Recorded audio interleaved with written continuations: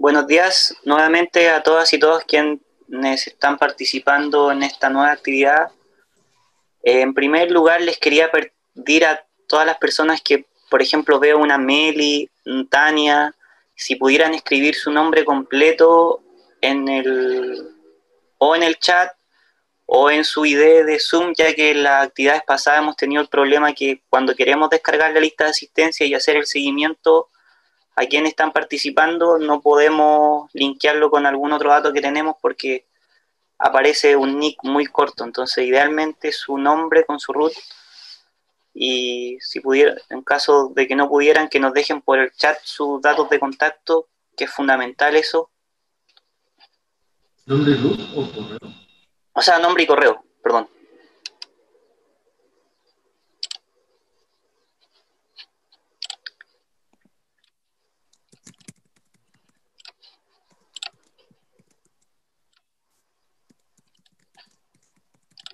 Ya.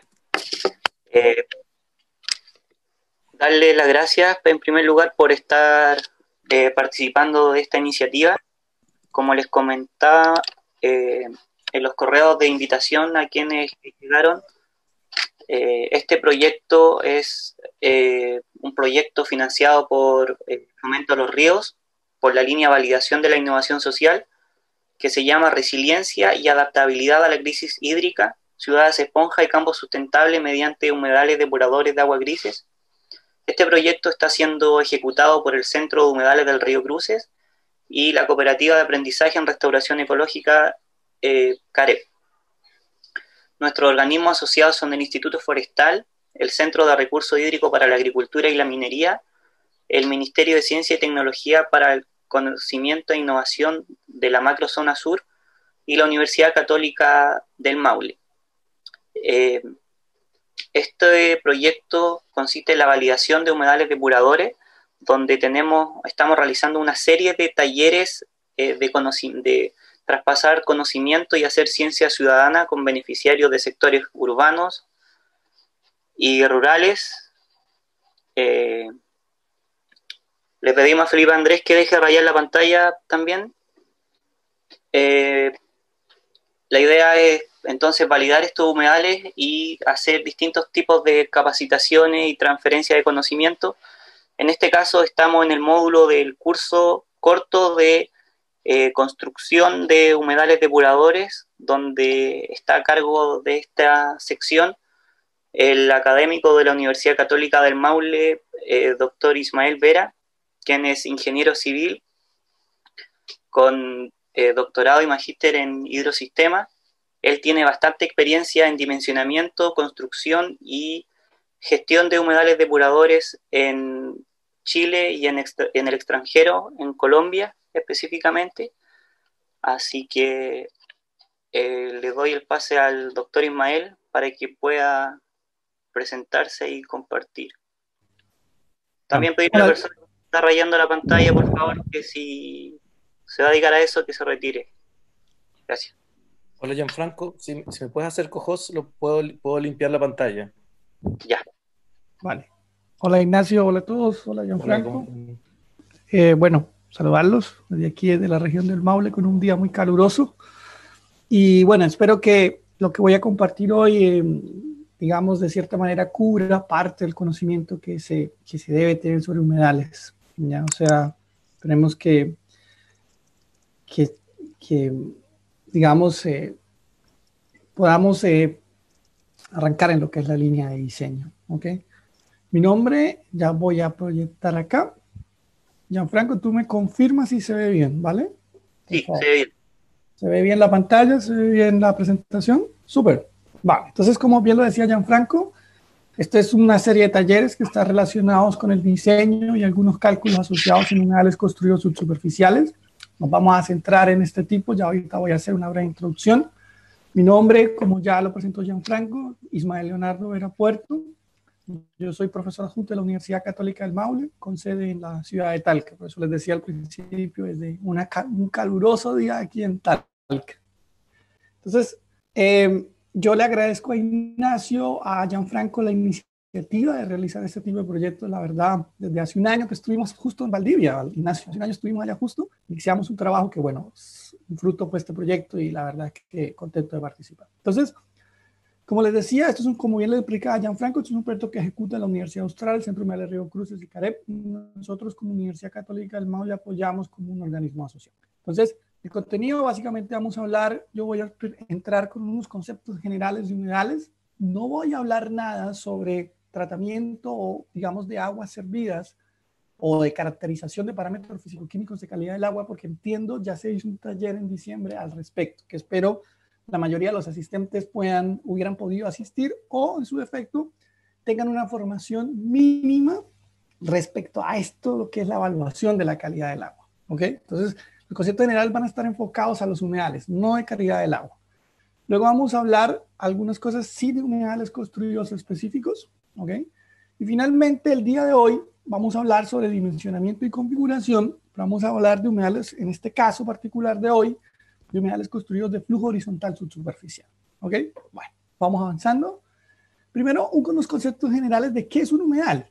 No voy a ir a la definición Ramsar, que es la clásica y típica que se usa, sino voy a ir más a una deducción lógica y también científica de qué es un humedal de manera natural. Ignacio me puede corregir en algunas cosas, ya que es más el área de trabajo del centro. Entonces, los humedales son ecosistemas que tienen agua, bien sea tanto en la superficie o en la zona radicular de las plantas. Es decir, mantienen una inundación de cierta parte de su territorio. ¿Okay? Los humedales tienen condiciones únicas en los suelos y esto hace que sean relativamente diferentes a los suelos que se encuentran en las zonas adyacentes a ellos. ¿Okay?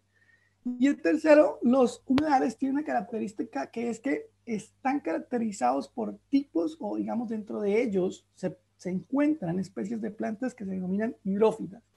Y se denominan hidrófitas principalmente porque sus raíces han desarrollado mecanismos evolutivos de tal forma de tolerar la inundación y la falta de oxígeno. Y esto es la diferencia. Entonces, si seguimos, los humedales en sí, los sistemas naturales, estoy primero hablando, presentan una gran productividad. Son uno de los ecosistemas más productivos del planeta y por lo tanto tienen una buena capacidad para transformar y almacenar tanto materia orgánica como nutrientes y otros tipos de compuestos químicos. Entonces, ¿qué es lo que pasa? Que normalmente la energía del humedal viene de la luz solar, ¿ya? Porque son plantas principalmente y bueno, todo el consorcio microbiano que se genera.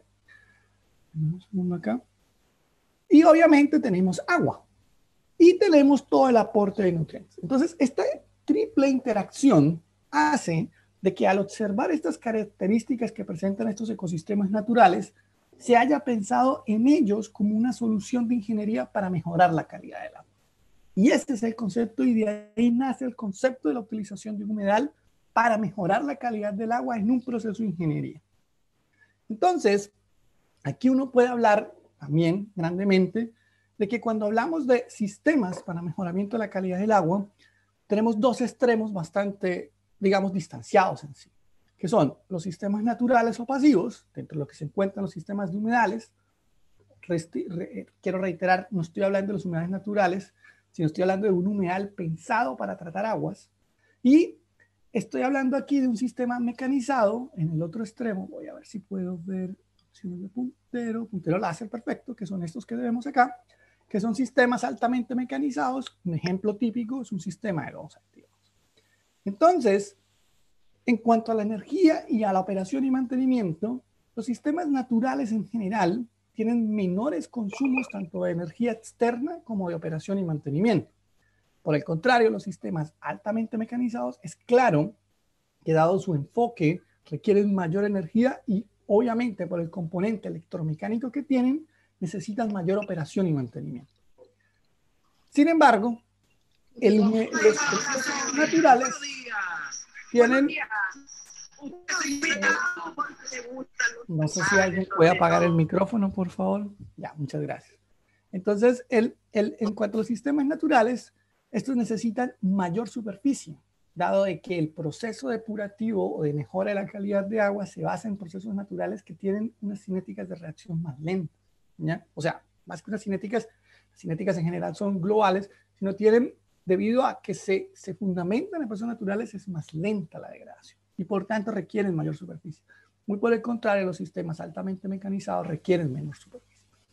Y en el intermedio se ha experimentado recientemente, hace unos 10, 20 años más o menos, en unos sistemas que son híbridos, es decir, que combinan ventajas de sistemas naturales, ventajas de sistemas mecánicos, y son los que se denominan en el argot, digamos, del mundo del tratamiento como tratamientos naturales intensificados. Entonces, aquí viene uno a algo que también para mí es importante, y es el uso digamos, de cómo se habla de la tecnología. Y básicamente uno en el argot encuentra un término muy comúnmente aceptado, que son constructed wetlands, en inglés, que en castellano hemos tratado de utilizar como humedales construidos, ¿ya? Hay un término que ha emergido también del inglés, que son los treatment wetlands, que básicamente son humedales enfocados para tratamiento. Entonces se puede enfocar lo que está este proyecto, que son humedales depuradores. El término humedal depurador es un término más reciente, tampoco está como muy aceptado, divulgado. En sí, estos dos tipos de humedales, principalmente, son los que son establecidos para depurar o para tratar aguas contaminadas. ¿Ok? Eso es importante. Luego tenemos otra palabra que en inglés no se usa mucho, que es artificial wetlands, pero que sería una traducción de un término que se acuñó sobre todo en España hace unos 15, 20 años, que son humedales artificiales.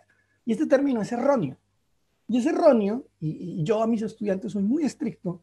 Mis estudiantes en los escritos o en una disertación, el que use la palabra humedal artificial se acabó la disertación y tiene uno, porque es un término que no se puede usar. Artificial es algo que no existe.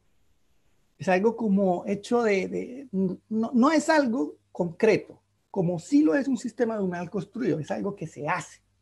Entonces ellos ya saben que use la palabra humedal artificial, señor, tiene uno, se va, porque no es correcto su lenguaje. ¿Ok? Y tenemos otros términos que son los created wetlands, que son humedales creados, que también se usa un poco para restauración, los humedales restored wetlands, que son aquellos específicamente restaurados, y los mitigation wetlands, que son humedales para mitigación de contaminación.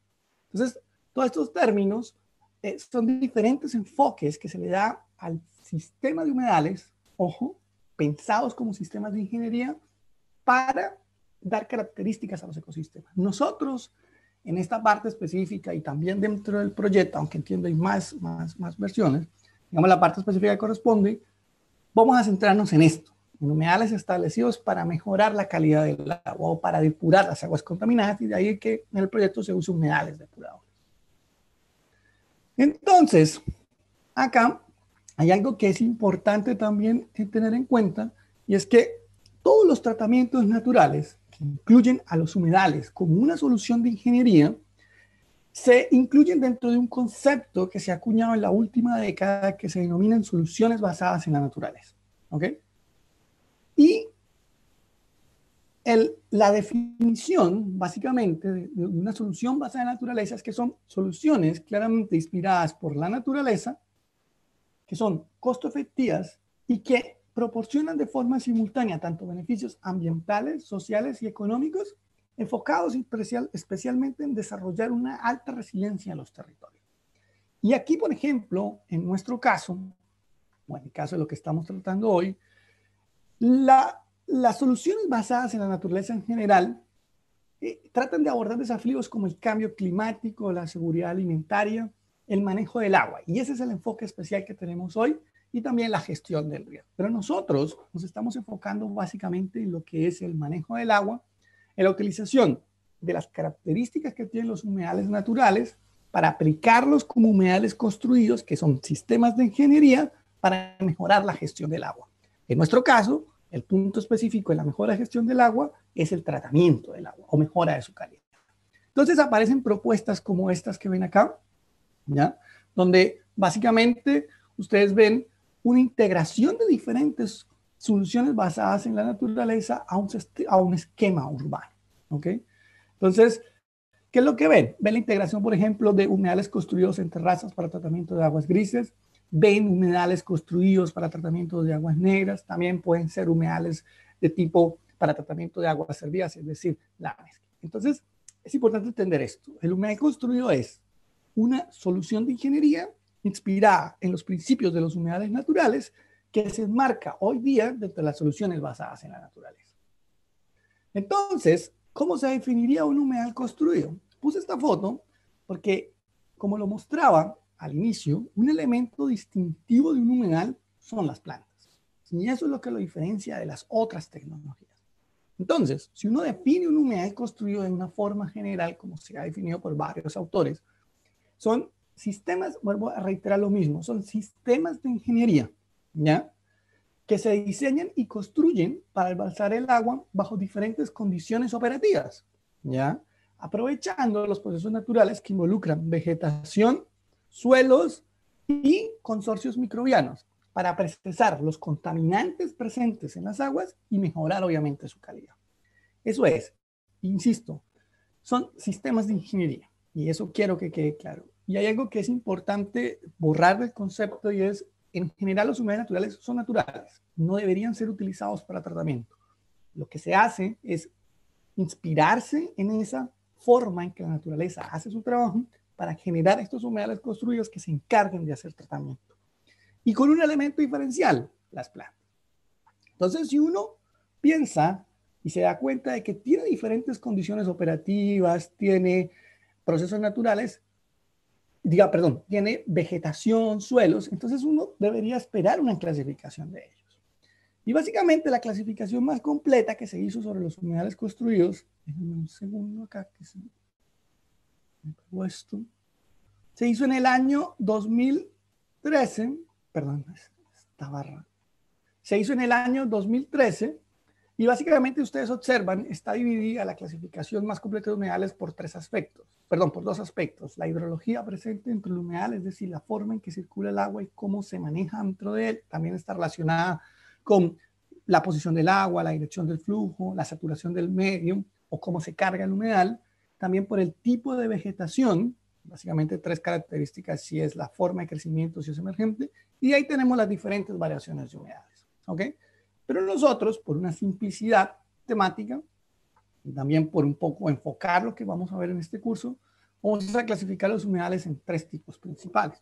Uno, que son los humedales construidos de flujo horizontal superficial, que son aquellos en los cuales el agua va de un punto A a un punto B de manera horizontal. Y hay una característica distintiva y es que la lámina de agua es visible. Si uno los ve en la realidad, se ven como esto que ves acá. Es decir, en apariencia y similitud son similares a un sistema de humedales naturales. Luego tenemos el humedal construido de flujo horizontal subsuperficial, que es el enfoque de hoy, donde básicamente se ingresa agua por un punto A, el agua percola por un medio filtrante, ¿ya? Hasta un punto B donde es recogida y percola de manera horizontal, ¿ya? En apariencia son como esto que ven acá. Es decir, no se ve la lámina de agua. Y eso es algo que es importante. Es decir, la lámina de agua no queda en contacto con la atmósfera, ya que se deja un espacio cubierto por la grava que se alcanza a ver aquí en este esquema. ¿Ok? Aquí, por ejemplo, esto es una fotografía hace algunos años de un sistema. Este que está acá es un sistema para tratamiento terciario en España. Y este que ven acá es un sistema para tratamiento secundario en México. Si ustedes se dan cuenta aquí, por ejemplo, ya se puede ver un desarrollo de vegetación bastante, creo que tenía unos 5 años de construido. Y acá vemos el segundo tipo de humedal construido de flujo vertical subsuperficial, que es básicamente un sistema donde el agua se aplica en un punto superficial, percola por un medio de manera vertical y es recogida en la parte inferior por un sistema de tuberías, ¿ya? Como les decía, hoy nos vamos a centrar en esta parte. Mañana trabajaremos en esta parte, en los humedales construidos verticales, siendo los dos tipos de tipo subsuperficial. Y se clasifican de tipo subsuperficial porque el flujo, como ustedes se dan cuenta, va de manera subsuperficial, es decir, percola, va por un medio percolante. Y en apariencia, son como este que ven acá, que está en una etapa inicial de desarrollo, donde ustedes ven los tendidos de riego, ven las tuberías de ventilación y ven la vegetación que empieza poco a poco a desarrollarse.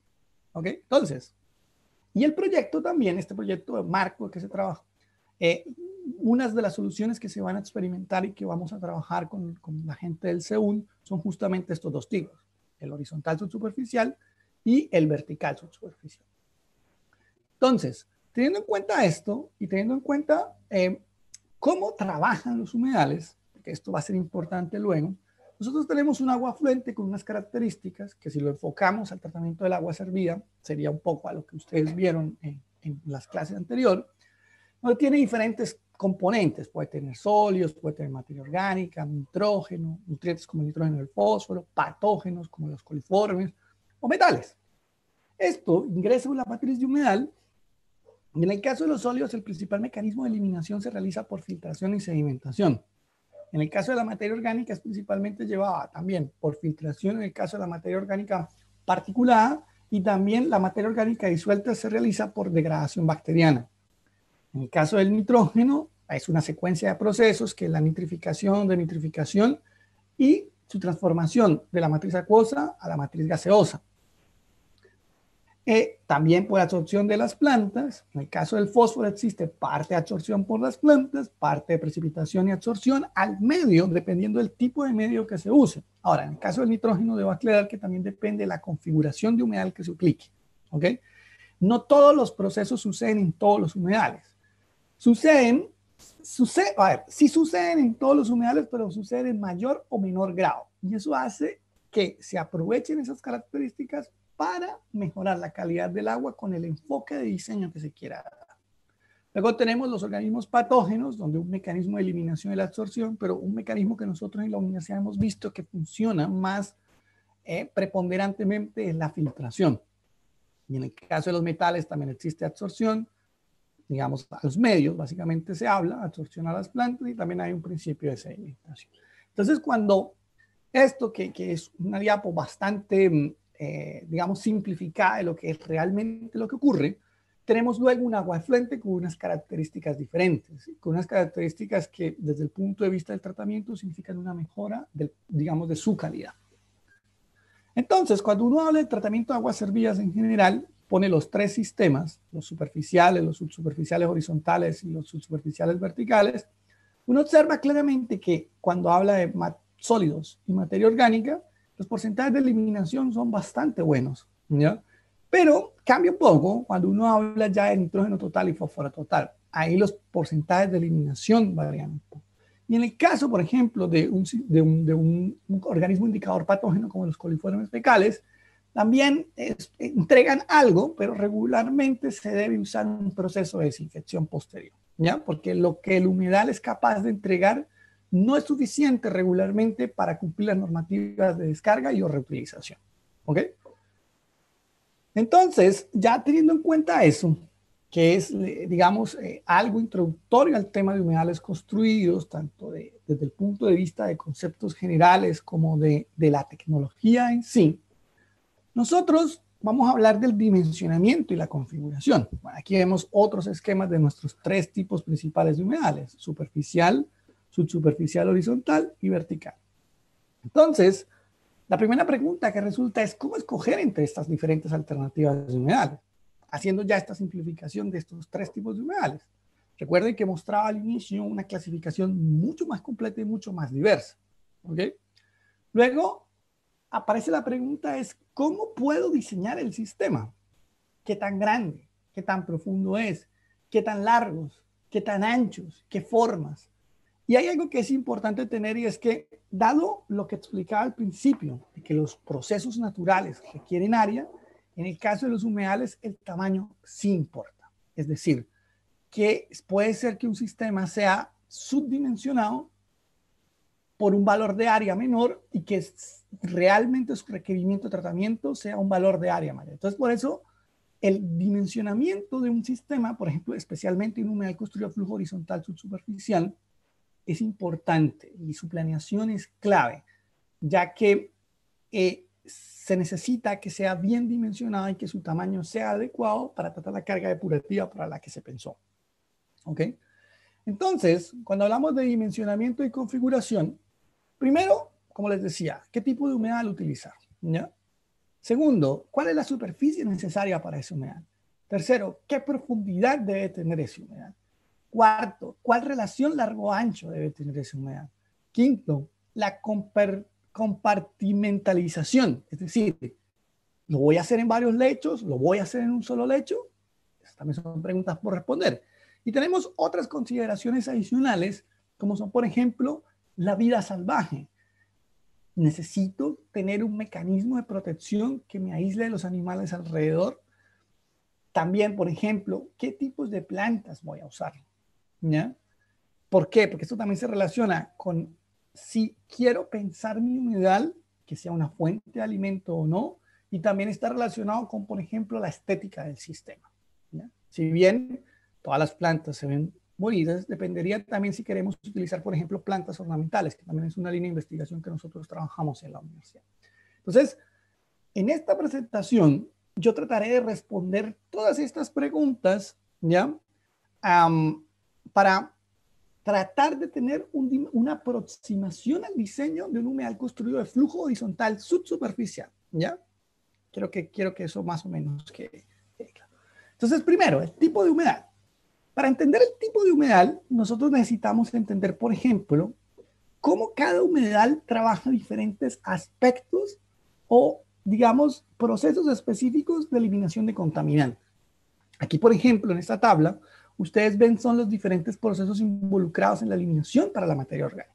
Entonces, si ustedes observan, por ejemplo, los dos sistemas subsuperficiales y el sistema superficial en general, para el proceso de sedimentación son bastante eficientes. Claro, entre más significa que el sistema es mejor, menos más significa que el sistema no es tan bueno. En cuanto a la toma, y vemos otra cosa, y es el tipo de respiración que ocurre en cada uno de estos sistemas. Y el tipo de respiración es importante porque también indica la forma en que se origina el proceso depurativo dentro del humedal. Entonces, por ejemplo, si ustedes observan, el proceso de respiración aerobia, que es el que vemos aquí en la cuarta columna, sucede principalmente en humedales de tipo vertical, se da algo en humedales de flujo superficial, pero no ocurre en humedales subsuperficiales, que es lo que vamos a hablar hoy.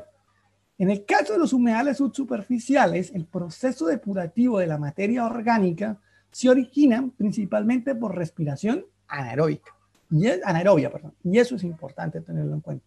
La que no ocurre, aquí aparece en poca medida, pero realmente por la experiencia que nosotros hemos desarrollado, ocurre de manera mínima en humedales de tipo vertical. Entonces, esto ya nos lleva a pensar de que un humedal subsuperficial horizontal va a ser un sistema anaerobio per se, y que por tanto un sistema anaerobio es capaz de procesar materia orgánica, ¿ya? Pero debemos tener en cuenta esa concepción. Y eso ya nos empieza a orientar qué tipo de sistema utiliza. Si lo ligamos con el tema de la eliminación de nitrógeno, por ejemplo, aquí vemos los diferentes procesos o pasos involucrados en la eliminación de nitrógeno, como es la amonificación, la nitrificación, la toma por parte de las plantas, el proceso Anamoth, que se ha estudiado también en humedales, la absorción, la desorción, en sí, diferentes procesos, pero lo mismo. Si básicamente todos los sistemas son muy buenos en el proceso de amonificación, es decir, en la transformación de nitrógeno orgánico a amonio. Eso todos los sistemas lo hacen. Pero aquí empiezan a ver las diferencias. Como ustedes observaban previamente, el proceso dominante para degradación de la materia orgánica en un humedal subsuperficial es anaerobio. Estos sistemas aparentemente serían muy buenos para denitrificar, ¿ya? ¿El problema cuál es? El problema es que normalmente cuando es una celda única de humedal, se degrada primero la materia orgánica y en la parte final, si bien se podría hacer nitrificación, se podría hacer denitrificación, no hay nitrato disponible ni tampoco fuentes de carbono para ello. Entonces también aquí viene un poco la compartimentalización. Si ustedes observan, si nosotros lo que buscamos es transformar amonio en nitrato, es decir, el proceso de nitrificación, un humedal vertical va bastante bien. Y es el que mejor funciona y también va ligado a lo que explicaba previamente. Es decir, normalmente se da un proceso de respiración aerobia por la forma en que este sistema es concebido o por la forma en que, principalmente más que concebido, es la forma en que se opera. Pero eso lo voy a explicar mañana. Por hoy me voy a centrar en solo los humedales subsuperficiales. Entonces tengamos en cuenta, son buenos procesando materia orgánica y en el caso del nitrógeno serían buenos aplicarlos para la denitrificación. Pero para poder denitrificar nosotros necesitamos dos cosas, nitrato y materia orgánica fácilmente biodegradable. Y ahí es donde empieza un poco la primera limitación que tienen estos sistemas. Entonces, En el caso de los HS, digamos, de los humedales construidos de flujo horizontal subsuperficial, ya teniendo en cuenta, digamos, habiendo elegido este sistema, que es lo que nosotros estamos haciendo en este curso, digamos, ya elegimos, partimos de que este es el sistema que podemos utilizar, porque lo vamos a aplicar básicamente para degradación de materia orgánica y sólidos, que como lo mostraba, en el caso del agua hervidas son bastante aplicables, y en el caso también de aguas grises sería bastante aplicable. Nosotros vemos de que para calcular la superficie total, uno mira la literatura y en general puede encontrar 4 o 5 formas de diseño, ¿ya? Yo aquí voy a explicar básicamente 2 formas de precálculo, que sería la que caracterizo aquí como 1, que son las áreas prescritas o reglas generales, lo que en inglés se denominan como las reglas de Deo cuando uno lo traduce al castellano. Luego tenemos otra, digamos, una forma de aproximarse al diseño, que es la correlación carga-concentración de descarga, que es una forma gráfica de diseño, ¿ya? Y luego vamos a ver el 3, que está relacionado con las constantes cinéticas de degradación de primer orden, que se subdivide en 2 modelos, que es el modelo de flujo a pistón modificado con concentración de fondo y el modelo de tanques en serie con concentración de fondo. ¿Ok? Entonces, a lo largo de lo que, digamos, continuaré explicando, me voy a centrar en estos 3 aspectos de diseño. Creo que no lo mencioné, pero por un tema de, digamos, de fluidez de la presentación, creo que las preguntas las hacemos al final, Gianfranco, no lo dejamos claro, pero creo que porque no puedo ver el chat, chicos, ¿vale? Entonces, como les decía, la parte A, selección del tipo de humedal. En nuestro caso ya vamos con humedales construidos de flujo subsuperficial horizontal. La parte B, cómo calcular la superficie. Como les decía, hay otras, por ejemplo, también existe otra cosa que son las ecuaciones de correlación, que es cuando se tienen muchos sistemas de humedales operativos en el país, hay gente que ya ha estudiado en el aspecto de que cómo se correlaciona la concentración de entrada con la concentración de salida o la carga de entrada con la concentración de salida. Afortunadamente, en el caso sudamericano, que incluye Chile, no hay suficiente información para esas ecuaciones, ¿ya? El método 2 que estoy explicando acá regularmente también se basa en este principio de cuando tienes muchos humedales. Ese es más enfocado en Norteamérica, pero en general podría ser utilizado como un buen parámetro de prediseño, ¿ok? Entonces, para poder entender esto de cómo calcular una superficie, voy a tratar de desarrollar o tratar de explicar de la mejor forma posible un ejercicio. La verdad, chicos y chicas, para mí es bastante complejo ha sido esto de explicar ecuaciones y cosas por educación virtual como me tocaba este semestre. Espero hacerlo de la mejor manera y me disculpan si cometo algún error o hago una omisión muy rápida. La verdad es que no, yo esto me encanta explicarlo, pero en pizarra. Pero bueno, sigamos. Entonces, este ejemplo de diseño está en este libro, que ya les voy a contar un poco de él, de otro edad 2016 de la International Water Association. Básicamente nosotros queremos diseñar, lo que nos vamos a centrar ahora durante este momento, es un humedal para 5 personas. Una casa de 5 personas en un clima templado, básicamente con estaciones principalmente, con un objetivo de DBO de 30 miligramos por litro, que es un objetivo de DBO normal, incluido en muchas regulaciones, tanto de descarga como de reutilización. ¿Ok? Eso es lo primero. Lo segundo, consideremos varias cosas. Sí o sí, y algo que no dije al principio, pero que esperaba este momento, es que un sistema de humedal construido a flujo horizontal subsuperficial necesita un pretratamiento. Y necesita un pretratamiento que sea efectivo en la eliminación de sólidos. Eso es indiscutible. O sea, un sistema que uno puede utilizar, digamos, a nivel domiciliario, es un tanque séptico. Y un tanque séptico, digamos, en el caso chileno, se consiguen en el mercado a unos precios relativamente asequibles, prefabricados, pero también se pueden fabricar en concreto armado. Entonces, eso es algo que es necesario y es indispensable poner antes de un humedal construido flujo horizontal subsuperficial. ¿Y por qué es importante y necesario? Porque resulta que los humedales, un problema que han presentado en el mundo es justamente un fenómeno que se llama clogging en inglés, que es el taponamiento. Y se ha descubierto que si bien el clogging es un efecto multifactorial, un factor muy importante ha sido el problema en la eliminación de sólidos presente en los sistemas de pretratamiento a los humedales de flujo horizontal subsuperficial. De ahí la importancia de que se tenga un buen sistema eliminador de sólidos. ¿Ok? Entonces, en este ejercicio que vamos a hacer, que también es algo típico, podemos considerar de que ponemos un tanque séptico previo al humedal construido de flujo horizontal subsuperficial que elimina 1/3 de la materia orgánica, más o menos un 30%. Eso es algo normal que se espera que elimine un tanque séptico. Y vamos también a considerar 2 cosas. una generación per cápita de más o menos 150 litros habitante al día de aguas residuales. Es un poco alto, dependiendo de la zona del país en la que estemos. Es muy alto para el norte, por ejemplo. Para el sur estaría un poco más o menos dentro de márgenes normales, pero es un valor alto. Pero es un valor que consideremos para el ejemplo. Y una generación per cápita de 60 gramos de DBO5 habitantes por día, que es más o menos el estándar que se usa en la Unión Europea para definir un habitante equivalente. ¿Ok? En el caso de Chile, por resultados que hemos obtenido también, uno puede hablar de que esta carga orgánica podría estar alrededor de 40, 45 gramos de DBO5 habitante al día. Ya en algunos análisis que hicimos de datos reales, más o menos, esos eran los más que... Pero trabajemos con esos valores, ¿ok? A modo de ejemplo de diseño. Y recuerden, lo que vamos a diseñar es este sistema, es decir, un sistema horizontal subsuperficial donde ponemos agua en un punto A, percola por una cama que tiene un material pétreo o un material de fácil percolación y donde llega a un punto B. ¿Ya? Eso es. Entonces, lo primero que uno debe hacer es resumir todos estos datos iniciales, es decir, todo lo que se entrega en el ejercicio o cuando uno acomete el problema de diseño, en la realidad, normalmente uno llega y le dicen, mire, ¿sabe qué? Aquí viven 4 personas, usamos el agua de manera normal, tenemos suministro permanente. Y eso es básicamente la información que uno tiene. Entonces uno tiene que tratar de trabajar con valores estándar. Entonces, primero resumir esta información, que es un poco lo que yo entregaba acá, que es decir, cuál es la generación per cápita de agua, el valor de carga orgánica superficial, el valor de carga orgánica diaria por habitante. Esos son valores que el diseñador debe asumir dentro de su diseño. ¿Ok? Entonces, para resumir, ¿cuál es el caudal total que tenemos? Entonces, si nosotros tenemos 5 habitantes, ¿cierto? Y tenemos una producción de 150 litros por habitante al día, ¿qué nos queda? Multiplicar. Y luego, que sería 5 por 150, eso nos daría 750, pero como lo queremos manejar en unidades internacionales, lo transformamos a metros cúbicos por día. Perdón, a metros cúbicos. Y hacemos un factor de conversión que dice que un metro cúbico son 1000 litros.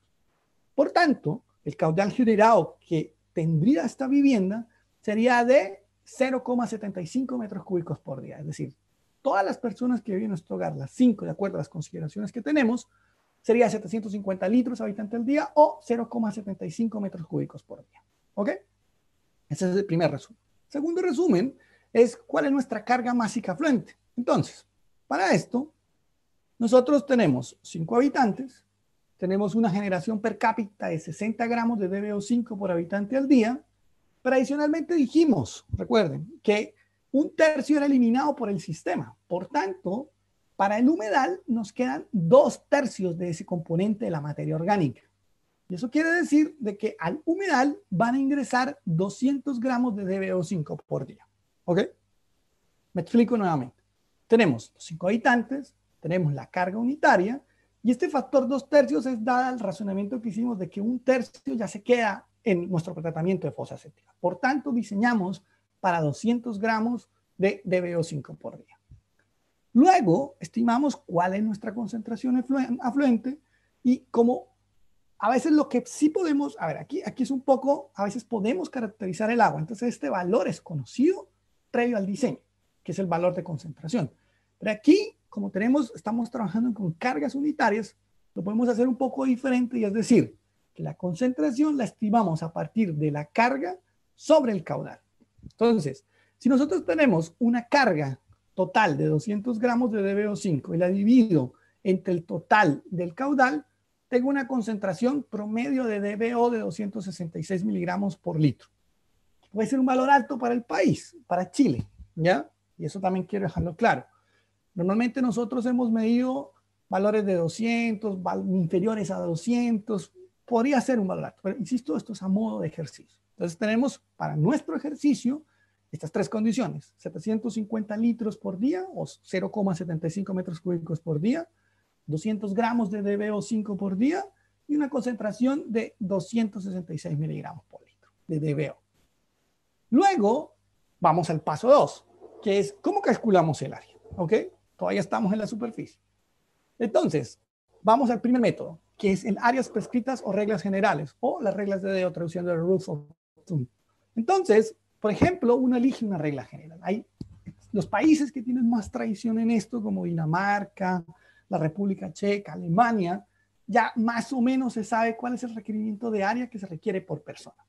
En el caso danés, ustedes observan las referencias de hace casi 20 años, del 2004, ya más o menos se sabía cuánto es el requerimiento de área. Y en el caso danés, por ejemplo, en ese año, en el año 2004, se estimaba que eran 5 metros cuadrados por habitante equivalente. ¿Ok? Entonces, si uno toma el área, dice, tengo mis 5 habitantes que tengo yo en mi vivienda, que son equivalentes porque asumimos una carga de DBO igual a la de un habitante equivalente, multiplicamos por 5 por el factor que indica, digamos, digamos que se indica en Dinamarca, hablamos de 25 metros cuadrados en total. Eso sería el cálculo inicial que podríamos hacer por el método de rule of thumb o por el método de área prescrita. ¿Ok? ¿Qué indica, la abstracción danesa? Que con este tamaño se espera una reducción del 90% en DBO5. ¿Ya? ¿Esto qué quiere decir? Que si uno mira la concentración que teníamos inicial, deberíamos esperar una concentración por debajo de 27 miligramos por litro en promedio. O sea, estaríamos cumpliendo los 30 miligramos por litro, que en general, perdón, creo que eso no lo mencioné, creo que se me pasó, déjenme revisar. Sí, aquí está, que el valor objetivo que necesitamos de DBO es de 30 miligramos por litro. ¿Ok? Entonces, vuelvo acá. Estaríamos hablando de que este sistema, en principio, bajo las orientaciones danesas, estaríamos cumpliendo la descarga y necesitaríamos 25 metros cuadrados. ¿Ok? Digo que la orientación danesa porque en Dinamarca los sistemas subsuperficiales entraron en desuso.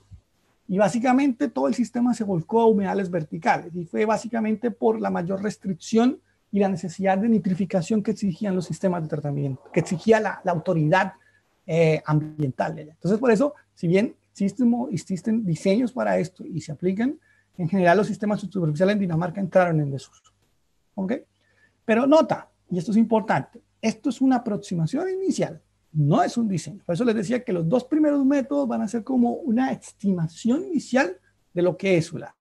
¿Ok? Sigamos. Vamos al segundo método, que es la correlación de carga, concentración de descarga, que es la forma gráfica. A ver, entonces acá se basa en este tipo de cartas que ustedes ven acá. ¿Ok? Este tipo de cartas fueron realizadas por Scott Wallace y Robert Knight en el año 2006 en un reporte que es este que ven acá, que es el de la Water Environmental Research Foundation, que habla sobre la factibilidad, los criterios de diseño y los requerimientos de operación y mantenimiento para pequeños humedales, como estos que estamos hablando, que son humedales más domiciliarios. ¿Ok? El libro está a la venta en internet, cualquiera lo puede comprar. Hay muchas cartas, en realidad hay cartas tanto para la materia orgánica como para el nitrógeno, creo que para el fósforo también, pero no lo tengo claro, las de materia orgánica y nitrógeno, y son cargas de este tipo que está ligado, si ustedes observan los puntos, son muchos datos de humedales, y al final ellos utilizaron un algoritmo estadístico para generar confiabilidades de los sistemas. Entonces, por ejemplo, este límite que ven acá es para obtener una confiabilidad del 50%, este límite que ven acá es para obtener una confiabilidad del 75% y este límite es para obtener una confiabilidad del 90%.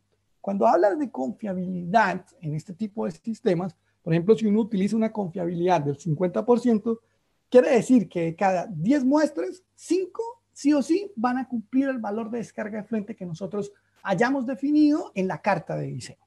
¿Ok? Eso es lo que indica la confiabilidad. Cuando es 75, 7.5 muestras de cada 10 cumplen ese valor de confiabilidad. ¿Ok?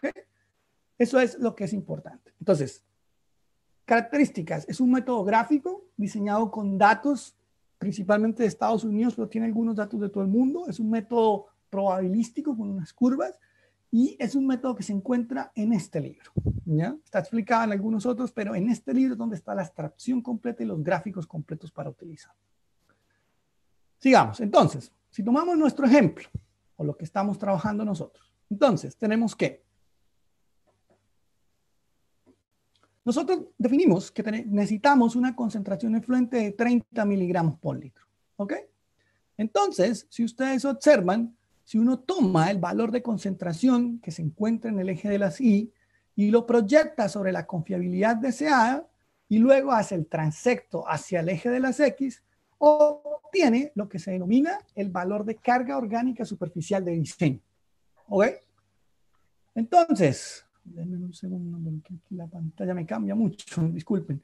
Entonces, ¿qué es lo que pasa? Con 30, que es nuestro objetivo, una confiabilidad del 50, nosotros obtenemos que la carga orgánica superficial de diseño que obtenemos del sistema es 90. Espero que el gráfico se vea un poco bien, es un poco borroso porque en realidad está extraído de otra imagen no originalmente del libro, ¿ya? Porque el libro en digital no lo tengo impreso, ¿no?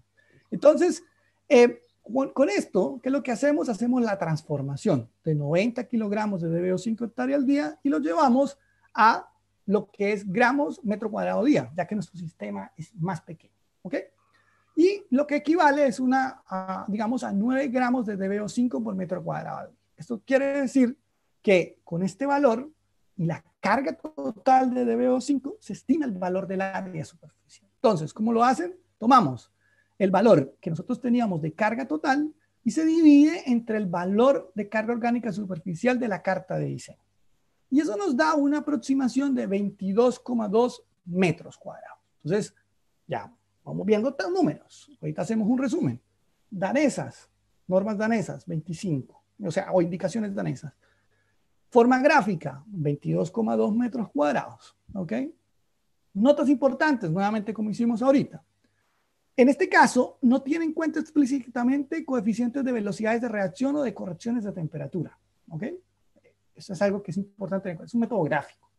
Luego está basado en datos que en general no provinieron de literatura chilena, porque esto fue hecho en el año 2006 y en el año 2006 la tecnología en el país recién estaba arrancando incipientemente, por tanto no había información que hubiera sido suministrada a estas cartas. Entonces eso es importante tener en cuenta.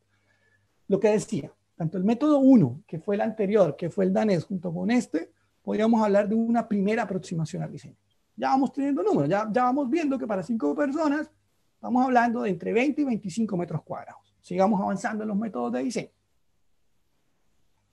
Entonces, vamos ahora a lo que se denomina las constantes de primer orden, que uno podría dividir en dos partes, los modelos de flujo a pistón y los modelos de tanques en serie.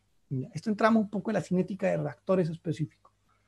El primer modelo, que es el de flujo a pistón, que es el CASE estrella, ¿ya? Que es un modelo usado, pero que ya ha entrado en desuso, porque se ha sido reemplazado por el modelo de tanques en serie, reemplazó al modelo original de Kadlec y Knight del año 1996, que era un modelo de degradación y cinética de primer orden sin concentración de fondo, que es lo que representa estas estrellas. Entonces, básicamente un modelo de degradación de flujo a pistón es la velocidad a la que se procesa un contaminante, típicamente se representa por una constante reacción K y responde a esta cinética de degradación. J, que es la característica de remoción por unidad de área o de carga removida, es función de este factor K multiplicado por la concentración. Y cuando uno mira un humedal y lo caracteriza, básicamente esto es lo que sucede, es una curva de este tipo. Entonces, si ustedes observan, en un humedal construido flujo horizontal subsuperficial tenemos, digamos, consideramos la longitud total como 1 y cada una de sus partes como un fraccionamiento. Entonces, si ustedes observan, principalmente en un 40% inicial se origina la principal degradación de la materia orgánica biodegradable como la de DBO5. ¿Ya? Entonces, ¿qué es lo que pasa? Y que ya lo voy a explicar con la otra ecuación, es que el área de un humedal se calcula con esta fórmula de reacción. Esto viene, claro, está toda la deducción, pero aquí por cuestiones de tiempo y también simplicidad la omití, pero si hiciéramos un curso posgraduado la analizaríamos. El caso es que tenemos esta fórmula en la cual el área se calcula en función de un caudal, que es el que aplicamos, una constante de primer orden, una concentración de salida, una concentración de entrada, y este que es el término C estrella, que es una concentración de fondo. La concentración de fondo, en el año 96, básicamente el primer libro, el Truman Wetlands, se dieron cuenta de que, si bien había un modelo cinético para degradación y funcionaba más o menos bien, los humedales, en general, los que son considerados para tratamiento, siempre tienen un límite inferior de descarga. Entonces, es básicamente como la materia orgánica que va a quedar sí o sí por el procesamiento propio del sistema. Y eso es lo que se homologa a esta concentración de fondo. Es decir, el humedal menos de esa concentración no es capaz de entregar, para que quede un poco más claro. ¿Ok? Entonces, como les decía, aquí la nota se me fue antes, disculpen. Básicamente uno lo que tiene es un coeficiente de reacción superficial, que era este valor de K, o coeficiente de primer orden, que se denomina coeficiente de reacción superficial, que se encuentra mayormente explicado en este libro, en el de Cadles y Wallace del año 2009, que es la actualización del Trimmen-Wieland del año 1996. Entonces, básicamente, una recomendación que ellos hacen para un percentil 50 es de 25 metros por año. ¿Ok? Este factor puede ser corregido por temperatura. ¿Ok? Y existe a través de una ecuación de Arrhenius. En este caso, también por simplicidad no lo voy a hacer, voy a tomar el valor explícito de la tabla y lo que se hace es reemplazar dentro de la ecuación. Entonces tenemos nuestro caudal transformado a metro cúbico por año para que sean unidades consistentes a la tasa cinética que está en metros por año, nuestra concentración de salida deseada, nuestra concentración de entrada deseada, y básicamente nos da un área de 27,9 metros cuadrados. ¿Ok? Vamos ampliando el número. Empezamos 25, 22,2, 27,9. Este es un enfoque de diseño que los ingenieros que, digamos, en otros países, y creo también en Chile, la verdad las conozco un poco acá en el país, pero en las memorias de diseño de otros países, si bien se usa, está entrando un poco en desuso.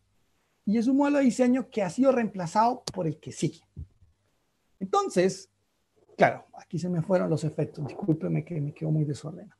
Entonces, viene el segundo, que es el modelo que se denomina PKC estrella, o de tanques en serie. En general, en el argot de la comunidad de humedales construidos se denomina modelo PKC estrella.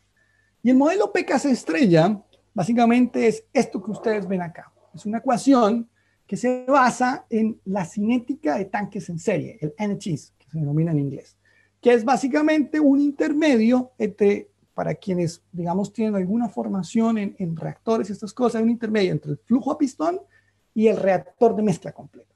Entonces, nosotros básicamente en el primer modelo, que era el KC, el de flujo a pistón KC estrella, estamos hablando de un flujo a pistón. ¿Ok?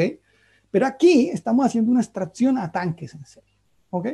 Donde básicamente tenemos parámetros muy similares a los que teníamos anteriormente. Si ustedes observan, esta ecuación se puede representar tanto para constante cinética de primer orden como la que veíamos anteriormente, que sería la misma, como también en el aspecto volumétrico del sistema, que esto ya es un poquito diferente. Nosotros nos centraremos solamente en esta parte. ¿Ok? Entonces, ¿qué tenemos? Tenemos concentración nuevamente efluente, concentración afluente, concentración de fondo nuevamente, porque como les indico, todo sistema de tratamiento basado en humedales tiene una concentración de fondo que bajo esa no es capaz de entregar. Tenemos una constante cinética de primer orden. Me hizo falta una cosa. Ya, ahorita explico algo. Y luego tenemos el número aparente de tanques en serie, el NTIS, que es con la transformación del contaminante, una carga hidráulica, que sería la que aparece acá, que eso está, ya lo explico casi al final del ejercicio, y algunos parámetros como la constante volumétrica. Se me olvidó explicar acá que en el caso, si ustedes observan aquí, tenemos el C estrella, que era la concentración de fondo, que les hablaba que era la concentración límite, ¿correcto? Normalmente para un humedal construido flujo horizontal subsuperficial, más o menos se sabe que el límite para, digamos, de concentración efluente de DBO está en 10 miligramos por litro. También, insisto, hay un poco más de discusión en el libro de Cadles y Wallace, pero un valor conservador de diseño habla de ellas. ¿Ok? Entonces, volviendo a retomar nuestro modelo PKC estrella, que es un modelo intermedio entre el flujo a pistón y el de mezcla completa, teniendo nuestras variables, tenemos que el modelo PKC estrella también es una derivación del modelo anterior el KC estrella, digamos, de Cadles y Knight. Entonces, la ecuación despejando eso que veíamos anteriormente, obtendríamos este valor para el área, es decir, función del número P, ¿ya? Del caudal inicial, ¿ya? De la tasa cinética que ustedes observan, si observan es la misma tasa que tenemos acá, es la misma tabla, porque es el mismo fundamento de diseño, pero significa más completo, y tenemos nuestras concentraciones y nuevamente nuestro parámetro P. Características. El P, regularmente recomendado para humedales de flujo horizontal subsuperficial es de 3. ¿Ok? Y obtenemos las otras características, ya la habíamos usado, y aquí fíjense que el área cambia radicalmente, a 44 metros cuadrados. Y eso se dieron cuenta justamente, se dieron cuenta de que este modelo era el que mejor se estaba ajustando a los estándares de diseño y a las calidades realmente que entregaban los humedales. Porque en la evolución de, digamos, de los sistemas de tratamiento mediante humedales, que también debo decir algo que es importante, es relativamente reciente. A diferencia, por lo menos, el proceso de lodos activados en el mundo arranca más o menos hace un poco más de 100 años. Los sistemas de humedales construidos, si bien hay algunas ideas que mañana les voy a mostrar la fecha, como sistema como tal de ingeniería, los primeros trabajos son en Alemania por Kai Seidel en el año 1950. Eso está escrito en un libro que ya al final también les comento. Entonces, pero el desarrollo como tal de la tecnología empieza en los 70s, 80s, principalmente con estos modelos de flujo horizontal subsuperficial. Y mañana les voy a contar un poco sobre el desarrollo de los humedales de flujo vertical. Entonces, retomando acá, tenemos que son 44 metros cuadrados. Entonces, como les decía, este es el modelo de diseño más actualizado y recomendado para dimensionar humedales de flujo horizontal subsuperficial. Si tomamos todo lo que hemos hecho hasta el momento en cuanto a la superficie, ojo, vamos solo en la parte B, y comparamos las diferentes formas de diseño que utilizamos, las reglas generales, la correlación carga-concentración de descarga, que sería la forma gráfica, las constantes de primer orden con el modelo de flujo pistón, el modelo casa estrella, y las constantes de primer orden, que es el modelo de tanques en serie por P casa estrella, obtenemos los siguientes valores. Para la regla general 25, para la correlación 22, para las constantes 28 más o menos, y para el modelo P casa estrella 42. Si uno es conservador, y luego vamos a hacer los chequeos, escogeríamos el valor que se ha demostrado, que es el de P casa estrella, que es el que mejor, digamos, representa de cierta manera esta simetría. Perdón, pero hace un poco de calor. Entonces, estamos hablando de 44 metros cuadrados. ¿Ok? Vamos a la tercera característica, la selección de la profundidad que debe tener este sistema. Entonces, si ustedes observan, en la profundidad, las recomendaciones en general hablan de que la profundidad del lecho de grava debe ser entre 0,5 y 0,7 metros. ¿Ya? Hay algunos experimentos que realizó el profesor Joan García hace unos 10 años más o menos, donde logró demostrar que se podía reducir un poco más, trabajar con 40, 50 centímetros. ¿Ya? En general, lo que mejoró un poco el profesor Joan fue justamente esta, digamos, forma de transferencia de oxígeno, pero se reducía el tiempo de retención hidráulica. Pero en general, cuando ustedes toman guías de diseño de múltiples países, el rango de recomendación del lecho de grava, ojo con eso, es de entre 0,5 y 0,7. Ya al final voy a explicar un poco por qué hago hincapié en el lecho de grava. Entonces, normalmente nosotros podemos, para ser conservadores, el valor medio de 0,6, ¿ya? Pero, ojo con esto, definimos, y qué es lo que se hace con un sistema de regulación hidráulica final, una profundidad efectiva de la lámina de agua de 0,5 metros. Este aspecto específico de cómo regulo esta altura de agua, la voy a explicar la semana entrante en los aspectos constructivos. Por ahorita estamos centrados solo en el aspecto de diseño, ¿vale? Entonces, vamos, tipo humedal construido de flujo horizontal subsuperficial. Superficie total seleccionada, 44 metros cuadrados. Profundidad total, estamos en 0,6 del lecho de grava, pero de la lámina de agua de 0,5. ¿Ok? Vamos. Relación largo-ancho, que sería nuestro siguiente aspecto. Normalmente, lo que ya se conoce y se sabe en el mundo humedales es que la relación largo-ancho debe variar entre 2 a 4. Es decir, si usted divide el largo de un humedal entre un ancho, debería darle entre 2 y 4. Eso es lo que ya más o menos se sabe, es la forma en que estas ecuaciones que mostraba, sobre todo el modelo NTIS, funciona bastante bien. ¿Ya? Nosotros podemos utilizar con un valor medio de 3 para partir nuestro cálculo. ¿Ya? Entonces, ¿qué hacemos? Tenemos, conociendo y sabiendo que el área de un humedal, o el área de una sección rectangular, que es básicamente lo que estamos diseñando, es igual a L por A, y reseleccionamos una relación largo-ancho de 3, entonces nosotros tenemos que el largo es igual a 3 veces el ancho. ¿Ok? Resolviendo, si uno, digamos, toma esta ecuación, la pone aquí y despeja, obtiene que el largo se puede calcular como el valor del área dividido entre 3 por la raíz cuadrada de él. ¿sí? Definimos que eran 44 metros cuadrados. El largo, perdón, el ancho, me equivoqué acá, me disculpo, aquí es A, de ancho. Sería de 3.8 metros cuadrados, ¿sí? Porque al introducir esto acá, lo que yo hago es poner acá y despejar A. Aquí es A, disculpe. Entonces, podría calcular el largo. Entonces, ¿qué me quedaría? Que el humedal tendría de ancho 3,8 metros y de largo 11,4 metros. Pero esto constructivamente no es fácil de llevar ahora. Entonces nosotros lo homologamos a algo. Lo que podemos hacer es homologarlo a un ancho de 4 metros por facilidad constructiva y a un largo de 11 metros. Esto nos va a dar la misma cantidad de área que requeríamos, que recuerden era de 44 metros cuadrados. ¿Ok? Y que si nosotros revisamos la relación largo-ancho, tomamos el largo, lo dividimos entre el ancho y nos da un valor de 2,5. Lo que estaría entre los rangos recomendados, como lo mostraba acá, de entre 2 y 4. Entonces, vamos bien. ¿Ya? Luego de esto, nos queda otro aspecto que son verificaciones. Y esto es importante tenerlo en cuenta porque esto va relacionado con la vida útil de los sistemas. A ver, en el mundo, hoy día, lo digamos desde hace unos años, ya han empezado a aparecer como evaluaciones ya con años de operación. Las primeras evaluaciones que uno empieza a ver, creo que son de Dinamarca, hace unos 20 años, de sistemas que se construyeron a partir de los años 80. Hay otras de República Checa que también se han publicado. Hay otras que yo estuve trabajando específicamente de España, de 8 años, 10 años que tenían de operación allá. Entonces, los sistemas en general deberían ser diseñados para un horizonte de proyecto de más o menos 20 años. Y en el caso de estos países, algunos sistemas llevan 10, 20 años operando de manera eficiente. En el caso de España, por ejemplo, hay algunos sistemas que eran subdimensionados y tuvieron que modificarse. En el caso, principalmente se modificó, o sea, más que modificarse, se tuvo que limpiar la grava por este problema del clogging. Hay que tener en cuenta que este es un problema que puede presentarse en los humedales si no se tiene un buen sistema de eliminación de sólidos. ¿Ok?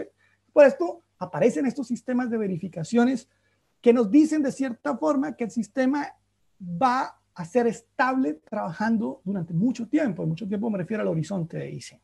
¿Ok? Entonces, el primer parámetro que uno revisa es lo que se denomina carga orgánica superficial, que si ustedes observan, fue un valor que nosotros obtuvimos de las cargas de diseño, de las gráficas que mostraba yo del libro del 2006 de Wallace y Knight. ¿Ok?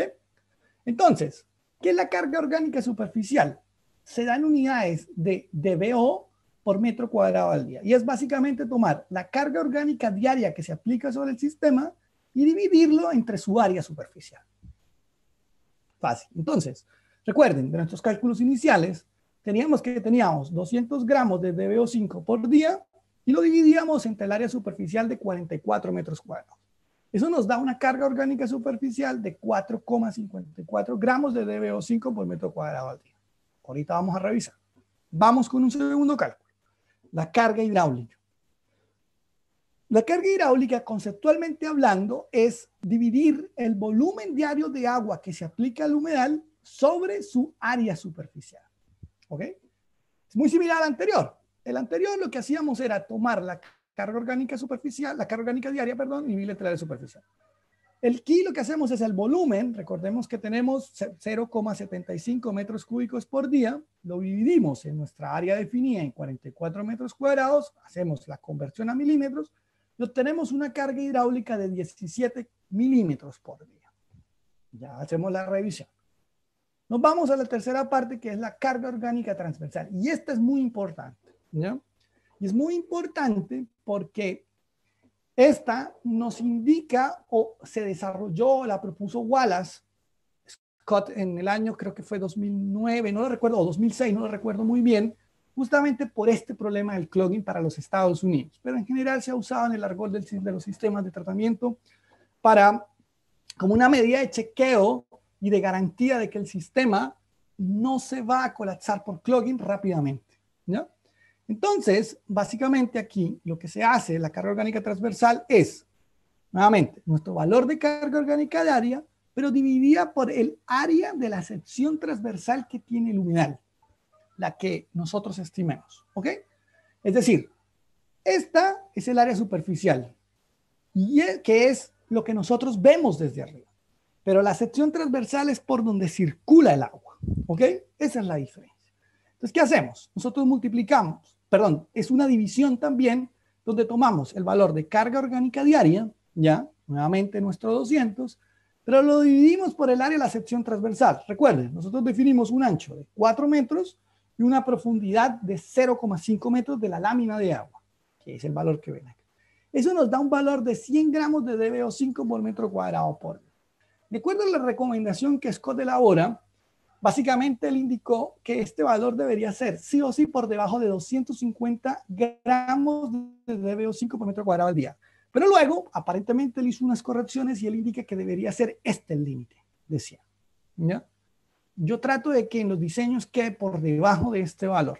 ¿Ok? Pero ¿qué pasa con los otros dos? Con la carga orgánica superficial y la carga hidráulica. Entonces aquí, en este libro, más o menos Gabriela y mucha más gente que trabaja el tema, resumieron acá de una manera bastante elegante, lo llamo yo, para uno poder comparar los diseños. Entonces, por ejemplo, si ustedes se dan cuenta, aquí hablamos de que vamos a comparar dos cosas que nosotros calculamos, que fue la tasa de carga orgánica superficial, nosotros calculamos y nos da un valor de 4,54, y si ustedes observan, para tratamiento secundario, que es como se aplica en España, lo máximo que se recomienda es 6. Por tanto, el diseño en principio estaría acorde a ello. En los casos de los Estados Unidos, también, si ustedes observan, también es un pretratamiento como el que nosotros hemos definido, que es un tanque séptico. Vamos a hablar de entre 4 y 8. Es decir, normalmente cuando uno tiene un valor de carga orgánica superficial bajo los 6, está bastante bien el diseño.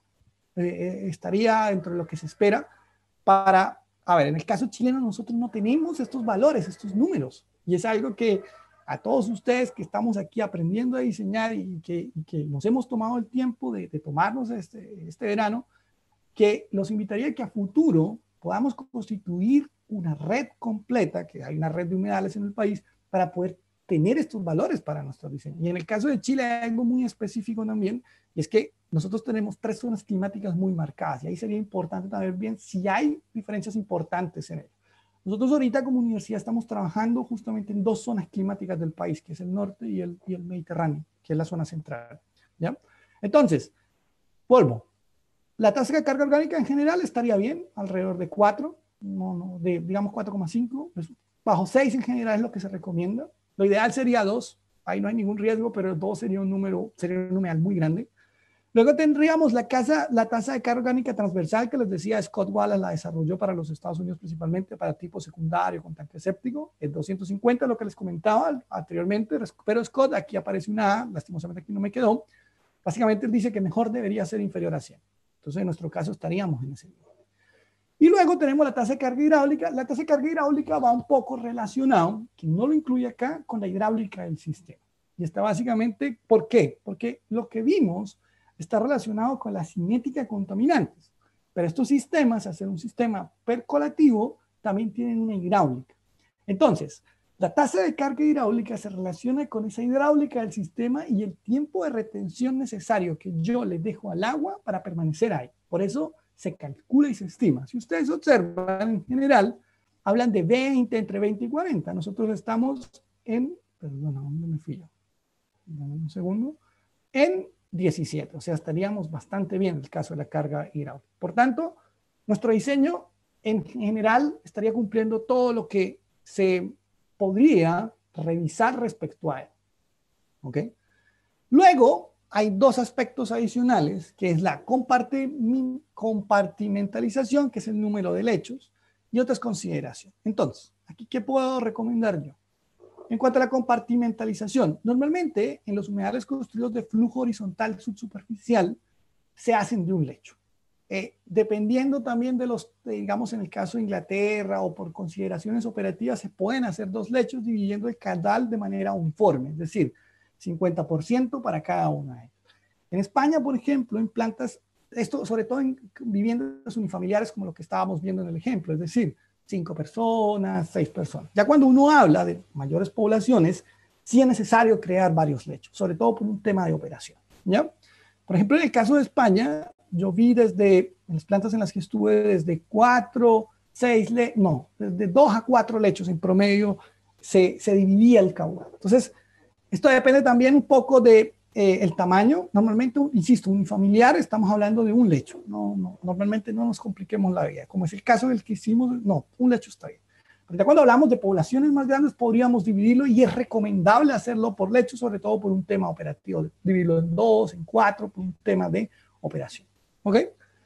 Otras consideraciones, bueno, lo que les comentaba un poco es, en el caso de la vida salvaje, es tener en cuenta si nosotros tenemos potenciales animales que puedan acceder al sistema, porque de todas maneras nosotros es un sistema de tratamiento de aguas contaminadas. Entonces, podría ser importante tener cercos perimetrales necesarios para el sistema. ¿Ok? En el caso de la estética, podría estar relacionado con qué tipo de plantas queremos nosotros. ¿Ya? En cuanto a esto, lo que normalmente se recomienda es utilizar plantas autóctonas. ¿Ya? Es decir, que se encuentren, bueno, autóctonas o que se encuentren en la zona de implementación del humedal. Bastian, al final respondo las preguntas, ¿vale? Que veo que está ahí, me señala aquí que levantó la mano.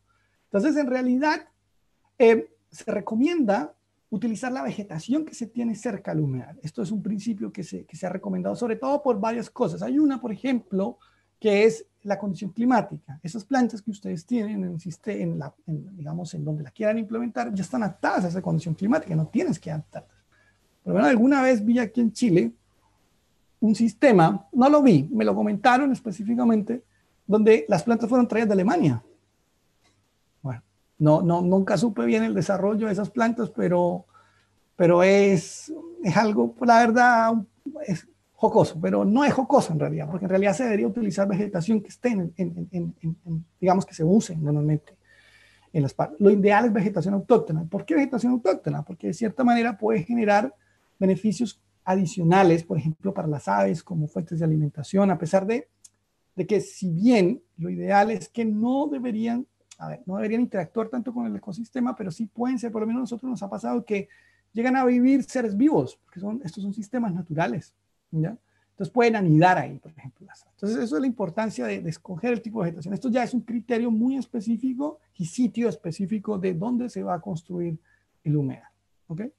Y entonces, en resumen, para nuestro diseño, ¿qué nos queda? Nos queda un largo de 11 metros. Ahora, esto es una forma que constructivamente la voy a explicarla, insisto, en la parte de construcción, pero considerando que fuera, digamos, una forma rectangular, digamos, un paralelepípedo, tendría un largo de 11 metros, un ancho de 4 metros, una profundidad de grava, es decir, de aquí hasta acá, de 0,6 metros, una profundidad de la lámina de agua, es decir, desde aquí hasta acá, con un sistema regulador de salida de 50 centímetros, es decir, de medio metro, y un borde libre, es decir, de aquí a acá podemos decir de entre 10 y 20 centímetros, es lo que en realidad es más común usar 20, pero depende también de lo que ustedes quieran hacer, porque claro, 10, 20 centímetros es mover más tierra. Entonces ahí también depende de si el sistema donde esté puesto, de factores que en realidad se analizan más en el sitio específico donde se van a poner. Pero la recomendación es mínimo 10 centímetros. ¿Ok? Entonces, ahí tendríamos nuestro sistema diseñado. Los otros aspectos que son la parte de la impermeabilización, la parte de los agregados pétreos que se utilizan. Las plantas ya las expliqué un poco, la voy a explicar más en la parte de construcción, la parte de regulación, la parte de entrega acá. Todo eso lo explico más en la parte de construcción. ¿Ok? Entonces, como ustedes se han dado cuenta, esto no es algo que alguna vez alguien me dijo y que la verdad me indignó. Dijo, bueno, pero es que eso es abrir un hueco, echar piedras y pones plantas. No, esto tiene una ciencia detrás, como ustedes se dan cuenta. Y hay gente que ha trabajado su vida en esto, por lo menos este señor Calbeck, ya es un caballero de casi 90 años que trabajó toda su vida en esto, y este libro, que está en actualización actualmente, este es publicado en el año 2009, pero ya está en trabajo la tercera edición, yo creo que sale en el 2021, yo esperaba que saliera en 2020, pues en 2021, es un libro de más de 1500 páginas, que se los recomiendo a todos. Es el libro más completo que existe en humedales, en treatment wetlands, o en humedales para tratamiento, o humedales depurados. En realidad es un libro fantástico. También está este otro libro, que es el del volumen 7, que también se denomina Treatment Wetlands, de la International Water Association, que hace parte de la serie de Biological Wastewater Treatment Series, que es del profesor Marco von Sperling, ¿ya? Que también es un libro que este ejemplo de diseño, por ejemplo, está en ese libro y es bastante didáctico respecto al diseño y a la operación de todos los principales tipos de humedales, básicamente, los subsuperficiales, y también del modelo francés, que eso lo voy a comentar un poco mañana.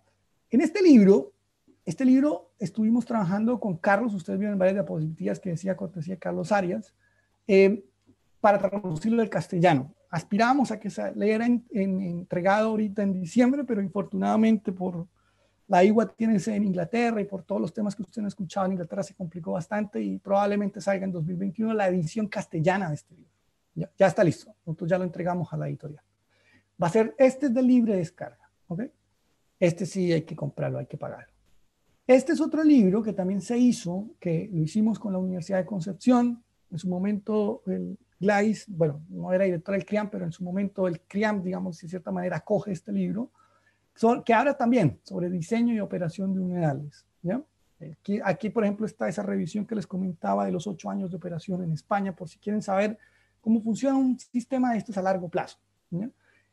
Y hay otro libro muy interesante que lo editamos con varias personas de Latinoamérica, que fue el primer esfuerzo latinoamericano en general para conocer de los sistemas en nuestros países y traer un poco también lo que se hace en el extranjero. Lo que pasa es que si ustedes se dieron cuenta, gran parte del desarrollo de esto ha sido en Norteamérica, en los Estados Unidos principalmente, Europa, estamos hablando principalmente de Dinamarca, la República Checa, Alemania, España algo, Italia también algo, Francia también tiene sus sistemas particulares, Inglaterra también, y también Nueva Zelanda y Australia han trabajado, pero en el caso latinoamericano es poco lo que se ha desarrollado. Entonces, hay un grupo de gente que estamos tratando digamos, de impulsar esto y impulsar conocimiento para esto. Y este libro es un primer esfuerzo de eso, ¿ya? Entonces, indiscutible, debería estar en la cabecera de cualquier persona que se dedique a esto. Recomendadísimo. También muy recomendado, está en castellano, también está en castellano. Y por supuesto, el otro libro, el de la WERF, donde están las gráficas de diseño de Scott. Ese también es bastante recomendado. Y bueno, pues muchas gracias a todos por su atención. Creo que con esto ya estaríamos. Estamos bien en el tiempo. Y bueno, aquí chicos con los que yo trabajo en múltiples actividades digamos, de desarrollo que tenemos aquí en la universidad. ¿Ya? Eso, chicos. No sé cómo manejamos ahora el tema de preguntas. Ignacio, Gianfranco, ustedes dirán. Quedo a su disposición. Voy a dejar de compartir, ¿vale?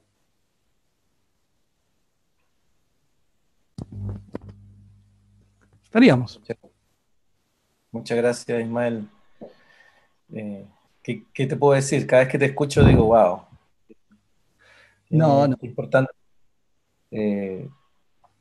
tenerte como colaborador para poder explicar esto de la manera que tú lo explicas, con ese español colombiano tan bien hablado. Así que te agradezco mucho.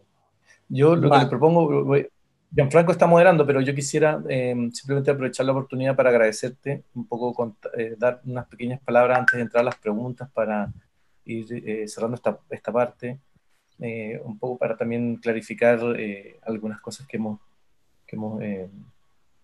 tú has contado y contarles también lo entusiasmados que estamos como equipo de colaboradores, porque aquí están, si ven la cantidad de logos que hay ahí, esa es la forma que nos gusta trabajar nosotros en el SEUM, con las personas que están muy metidas, y por eso esta colaboración con CAREP es tan importante, en el sentido de que muchas veces al principio no se entendía, no sé si te acuerdas las primeras publicaciones, una que salió por el Mercurio, incluso que pusieron humedales artificiales, todo esto hemos ido avanzando en entender también cómo funcionan y en transmitirlo, ¿verdad?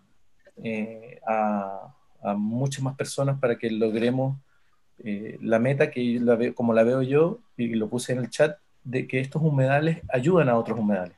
Al principio no se entendía por qué el humedal de Río Cruz estaba preocupado por construir humedales cuando era mucho más importante conservar los humedales naturales. Pero creo que hoy día se entiende que para conservar esos humedales naturales, estos humedales son un gran aliado. Y entre otras cosas, ¿verdad? Así que destacar eso, agradecerte nuevamente tu calidad como profesor, como ingeniero, tu disposición, y antes de pasar a las preguntas, agradecerle a todos los que están aquí en el curso, porque tiene mucha demanda, ¿verdad? Hay mucho interés, por lo que yo imagino que debiésemos ponernos todos a estudiar, ojalá que lleguemos al menos a un nivel cercano al tuyo, pero para hacerlo lo mejor posible y ver otras formas también, y lograr esta meta que es eh, reducir, ¿verdad?, la contaminación del agua y la contaminación que llega a los humedales. Me gustó una frase, mucho una frase que tú dijiste, muy, muy tranquilamente dijiste, los humedales naturales no debiesen usarse para depurar agua contaminada. Y creo que ese paradigma también muchas veces lo asumíamos, como que ahí están y ellos hacen el trabajo, entonces démosle, ¿verdad? Hoy en día creo que hay que cambiarlo y usando estos humedales construidos como aliados. Así que te agradezco nuevamente y ahí le doy el pase a Gianfranco para que eh, modere esto y también aprovechar de agradecerle a Gianfranco, que también llega con este ímpetu, ¿verdad? Con este, también es muy conocedor de otras formas de construir humedales. Creo que juntándonos vamos a lograr un buen impacto no solo en la región de los ríos, sino en otros lugares de Chile. Muchas gracias. Muchas gracias, Ignacio, por las palabras. Le damos el paso al tiro a Tomás Fischer, que levantó la mano. Sí, alguien había, no sé si había sido Tomás o otra persona también había levantado la mano. Bastián igual había levantado la mano. Yo me tengo que retirar, así que muchas gracias. ¿Quién primero, Bastián o Tomás? Que vaya Bastián porque había levantado la mano antes, ¿o no? Dale, sí, vale, gracias, Tomás. Bastián, por favor, tú habías levantado la mano durante la presentación y te dije al final, por favor, te escucho. Más general, que siento que pudo haber quedado fuera, claramente no soy decidor probablemente para diseñar humedales, pero la pregunta es, ¿qué pasa con el techado de los humedales construidos? Me imagino que hay un parámetro quiebre, digamos, donde más de ciertos milímetros al año es recomendable techar estos humedales construidos. No sé si hay algún parámetro aproximado que se maneja. ¿Tú te refieres a cuando, si por ejemplo un sistema lo techamos, lo cerramos, lo aislamos básicamente? Pero eso va... ¿Sí? Perfecto. Sí, eso es. Entonces, listo. No, a ver, te explico. Ahí viene algo que yo expliqué los mecanismos depurativos. Eso tiene que ver con el balance hídrico del humedal. ¿Ok? Cuando tú calculas un humedal, esto lo puedes tener en cuenta dentro de los cálculos por la eficiencia de eliminación que estás consiguiendo al final. Básicamente lo que tú haces es eliminas un término de esa ecuación, que es la precipitación directa, ¿ya? Y obviamente si lo haces un poco más alzado, eliminas el fenómeno posible de escorrentía que pueda generar en ese sistema. Entonces, un límite como tal, no conozco la verdad, francamente te lo digo, no conozco, pero sí se puede incluir dentro del diseño esta fracción de la lluvia que de cierta manera lo que causa es un efecto dilutivo en el efluente, ¿ya? Respecto al manejo del agua de ese humedal, si uno habla de un humedal construido, está claro que tú también lo podrías tener en cuenta en todo el sistema hidráulico de drenaje que tiene ese sistema, porque obviamente tiene que ser capaz de drenarte la cantidad de agua que te aporta la lluvia, ¿ok?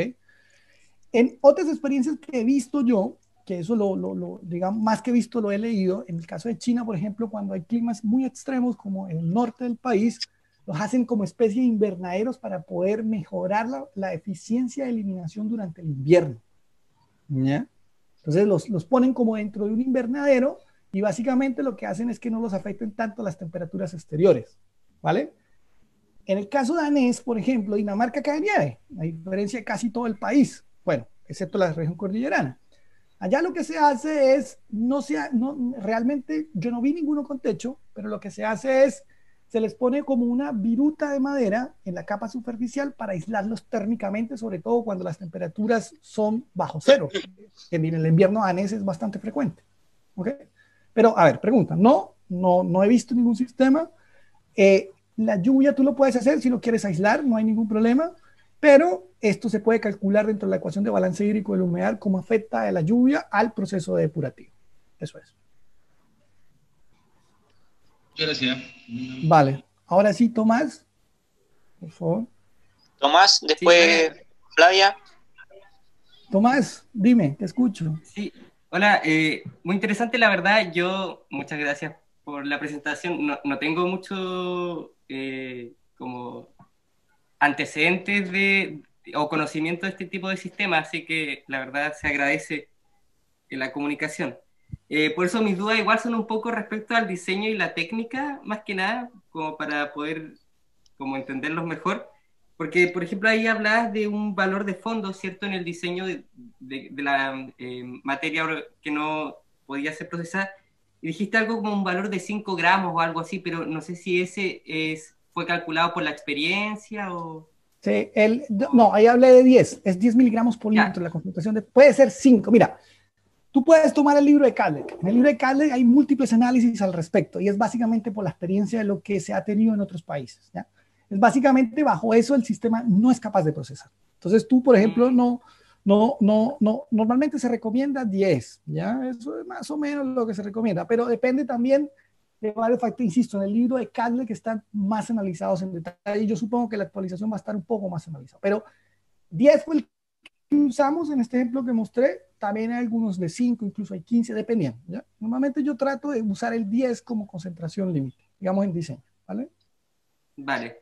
Y otra pregunta, por ejemplo, en el ejemplo que vimos, ¿cómo para la familia, en cuánto tiempo se supone que podría purificar el agua, Buena pregunta. ese humedad? Mira, en general, a ver, dependiendo del clima, porque obviamente es muy diferente poner un humedal en Antofagasta que ponerlo en Valdivia, ¿no? Eso yo creo que lo tenemos más o menos claro todos. O ponerlo en Colombia que ponerlo aquí en Talca, ¿ya?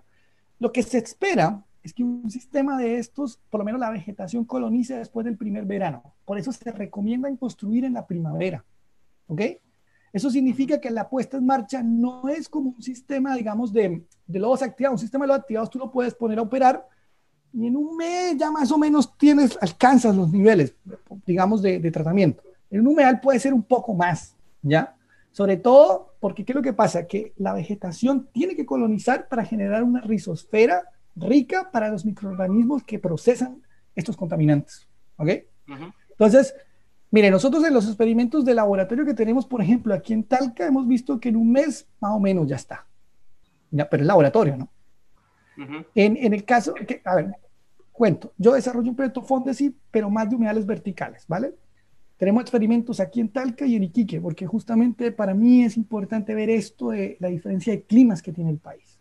Es algo enriquecedor. Es un laboratorio natural único, básicamente, ¿ya? Y tú te das cuenta que más o menos es parecido. Un mes, 2 meses ya están bastante estables en procesamiento de materia orgánica y de nitrificación. Pero eso me estoy adelantando un poco mañana. Mañana lo explico un poco más en detalle, ¿vale? Pero internacionalmente se recomienda o más o menos se espera que después del primer periodo seco, es decir, el primer verano, el sistema funcione a su capacidad plena. Vale. Bueno, eso, muchas gracias. Vale, no, a ti. Ya. ¿Quién sigue? Jimena, creo yo. No sé si fue primero Jimena o luego Oscar. Quedó la mano Jimena. Si los muestra en orden, Ismael. Estaba esperando Flavia, después Oscar vale. y luego Vale, Jimena. Y hay unas preguntas igual en el chat. Sí, Flavia primero, por favor. Hola Ismael. Hola. Hoy se cayó.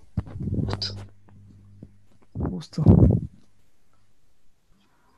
Démosle el pase entonces a Oscar y después esperamos que vuelva.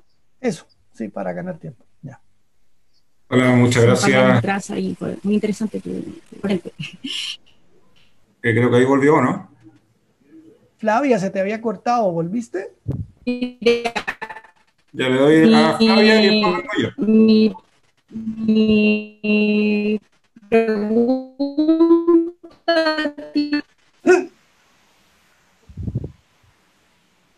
Sí, aquí estoy. Decía Ismael que no habíamos conocido antes. Yo con el humedal, presentación ahí muy interesante. Ya, mira, mi pregunta tiene que ver, se parece a lo que preguntó Bastián, porque trato de buscar en la bibliografía y todo, tenemos, uno es la pluviosidad, ¿no es cierto?, y la pendiente. Pero en relación a la pluviosidad, es que he tratado de buscar eso de qué pasa en esta construcción por este factor que sabemos que llueve mucho, entonces influye. Mira, lo que te puedo recomendar es leer el libro, el Chimney Wetlands, el verde. Ese trae un apartado específico sobre el balance hídrico, pero perfecto. O sea, lo puedes leer y ahí te explica claramente cuál es el efecto en el balance hídrico, lo que expliqué un poco en pocas palabras a Bastián. Ahí lo puedes conseguir. El libro es de libre descarga. ¿Ya? Y si no, también en el Treatment Wetlands de Cadlet, ellos también, porque en realidad el libro, el volumen 7, hace un resumen del Treatment Wetland. El Treatment Wetland lo tiene, pero son como 200 hojas. Entonces ahí tú verás. Pero en el caso del otro está más resumido, mucho más detallado y explica cuál es el efecto, en realidad explica el efecto del balance hídrico, porque el tema de la lluvia va al balance hídrico, eso es. ¿Okay? ¿Y cómo se puede minimizar eso en la construcción del humedal que uno vaya a hacer? Claro. No, ahí está explicado el tema del efecto sobre el balance hídrico. ¿Cómo minimizarlo? Yo la verdad, insisto, no he visto cómo en general países, por lo menos Dinamarca, que tiene un clima donde llueve harto, no los techan. Eso estoy absolutamente seguro. Claro, argumentando a eso, Flavia, es porque, claro, en Valdivia tenemos unas precipitaciones promedio de 2.000 milímetros, creo, pero eso es en un año. Nosotros no estamos acumulando en esa humedad el agua durante un año, sino que se está descargando cada 2 o 4 días aproximadamente, entonces no es que tengamos una columna de 2 metros que tengamos que hacer un cargo.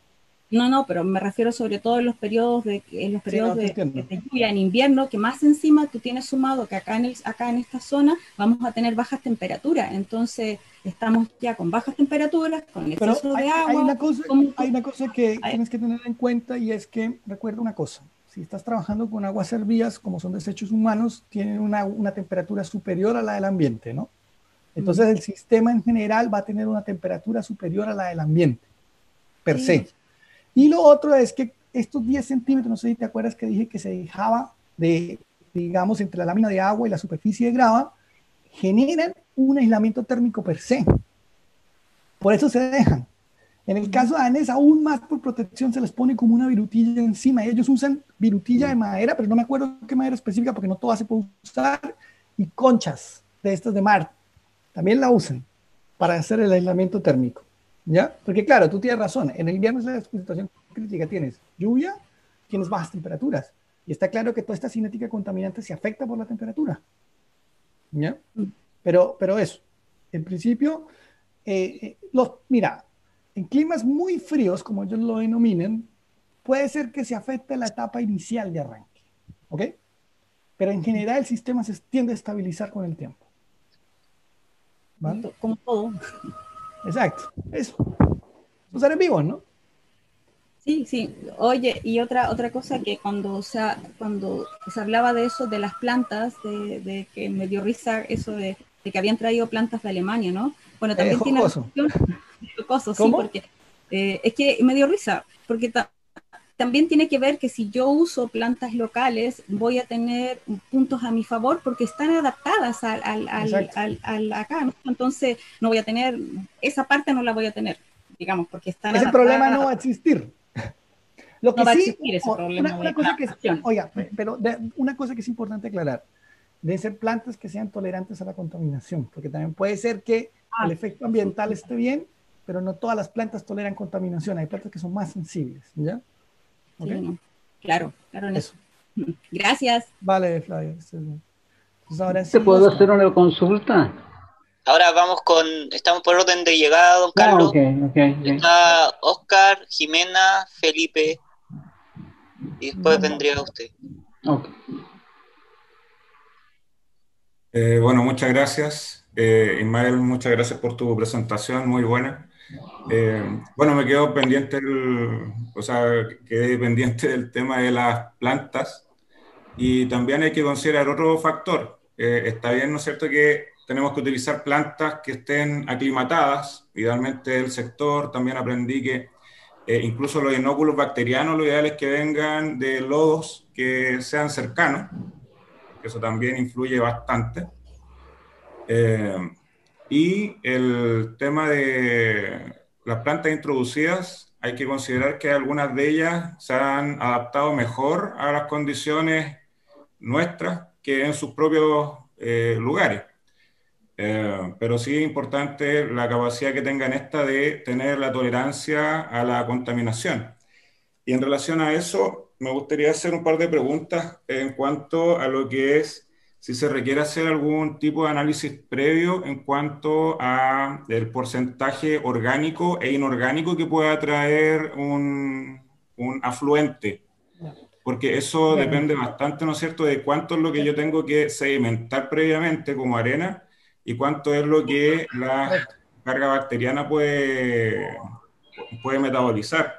Perfecto. Y la otra es si es que hay algún estudio en relación a el porcentaje que se retiene por la absorción que se hace en el material rocoso, la grava, versus lo que es la absorción que van haciendo las plantas que van incorporando dentro de su biomasa. Entiendo. Mira, a ver, primero aclarar una cosa, que dijiste que, perdona, pero te voy a corregir. El sistema no es necesario inocularlo. No es necesario ponerle lodo proveniente de una planta. Eso no se hace. ¿Por qué? Porque las bacterias están per se en el agua servida.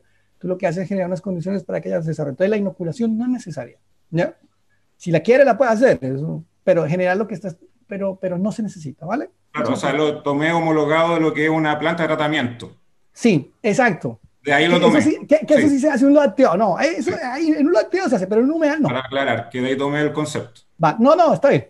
En ese sistema, pero en un humedal no se hace eso. No, o sea, lo puedes hacer, pero no se recomienda. El sistema per se va a funcionar. Ahora, tu primera pregunta, espera porque se me fue, era sobre la planta. Escucha, discúlpame, pero me quedé pegado en lo otro. Sí, no, es el tema de si es que hay un porcentaje de absorción y de No, ya me acordé. Lo de absorción y absorción. Orgánico y inorgánico. Pero de materia orgánica. Pero normalmente, por lo menos nosotros hemos hecho un balance, pero de nutrientes. ¿Ok? Normalmente la materia orgánica, la absorción es muy baja porque tú utilizas materiales pétreos inertes. Arena, grava. No estamos hablando de más del 10%. Normalmente el mayor procesamiento se da por microbiano y las plantas en general tampoco, eso es mínimo, es despreciable. Ahora, si hablamos de nutrientes, por ejemplo, ahí las plantas dan un poquito más, pero depende de la carga de nutrientes que tú le pongas, ¿ok? Nosotros cuando hemos trabajado con cargas bajas, puedo hablar de, ahorita se me escapa el número, ahí está el artículo, te lo puedo compartir, hablamos de máximo un 20-25% de aporte por parte de las plantas, ¿ya? Y si utilizas medios especiales, nosotros, por ejemplo, aquí en la región del Maule producimos zeolita, ¿ya? Y ese es un medio de absorción especial de amonio y de precipitación de fosfato. En el caso del fósforo puede aportarte hasta un 30, un 40% digamos, de la eliminación completa del contaminante. ¿Ok? Nosotros hemos publicado un artículo sobre estos balances para nutrientes. Respecto a la materia orgánica, mira, lo desconozco, pero sé que es muy bajo. O sea, sé que eso no es representativo. El procesamiento es microbiano principalmente. O sea, la particulada está claramente que es por filtración y sedimentación, pero la disuelta es básicamente por procesamiento microbiano. En el subsuperficial, que fue el que vimos hoy, anaerobio. Eso sí, yo lo he medido aquí en terreno y aquí estamos midiendo PORs de bajo de menos 200 milivolts, menos 300 milivolts. O sea que eso es un sistema anaerobio per se. ¿Ya? Y tu otra pregunta era las fracciones orgánicas, ya me acordé. ¿Ya? A ver, en principio, como un lodo activado, deben ser efluentes o afluentes que sean biodegradables. Ese es el principio básico. Es decir, que más o menos la relación de VO-VQO esté alrededor de 0,5. ¿Vale? Ese es el principio. ¿Por qué? Porque son sistemas biológicos. Es lo mismo que un lodo activado. ¿Entiendes? Ahí se traslapan como tecnologías. Porque son principios. Entonces, más o menos lo que cumpla de características para que sea biodegradable biológicamente, un humedal lo puede procesar. Si es recalcitrante, hay algunos estudios que han mostrado que procesa, pero le toma más.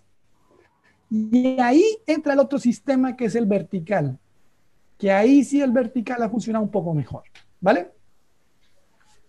Eso. Gracias. Y no sé si puedo hacer una última consulta, que es como... Se habló de el DBO5 equivalente por habitante. Correcto. ¿Se podría sustituir dentro de los cálculos por sólidos, suspendidos, totales? No sé, algún otro parámetro que no sea la DBO. Sí, el cálculo se puede hacer también cuando tú empiezas estas cartas, tanto las tasas están para nitrógeno, para fósforo creo que no, porque la transformación de fósforo es diferente. Creo que para nitrógeno y para sólidos también está. Entonces tú lo que haces es, normalmente en el diseño real, tú tratas de evaluar los 3 contaminantes principales que tienes y escoges el valor de mayor área.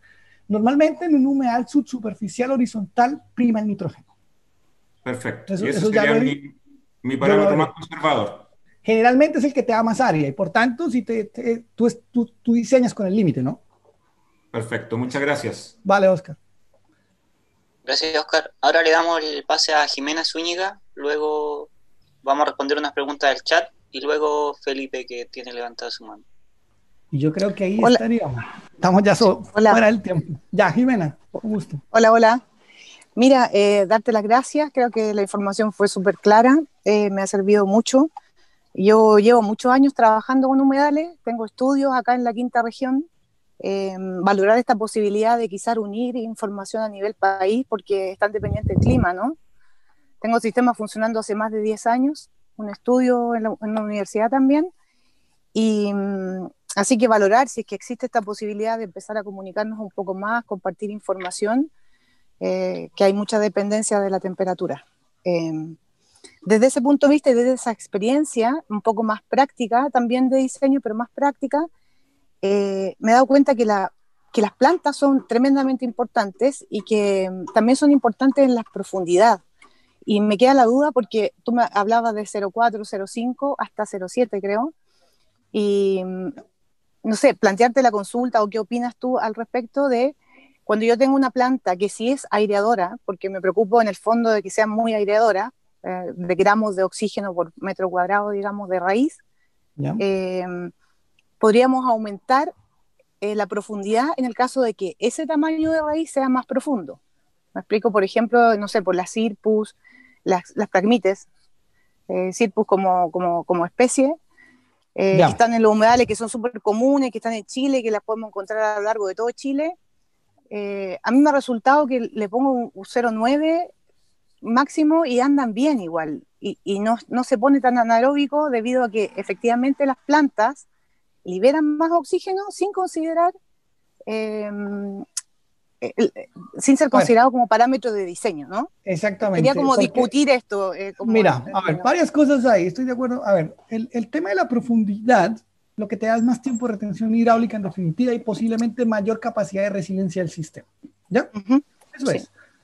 El tema de las raíces, las plantas, a ver, en general el sistema de flujo horizontal superficial se consigue como un sistema anaerobio per se. ¿Por qué? Porque las plantas, como lo hemos discutido con mucha gente, biólogos más específicos, son inteligentes. Ellas no van a transferir más allá de lo que no van a necesitar metabólicamente hablando. Entonces, en realidad, el aporte que tienen es relativamente bajo comparado con la necesidad total de materia orgánica. ¿Ok?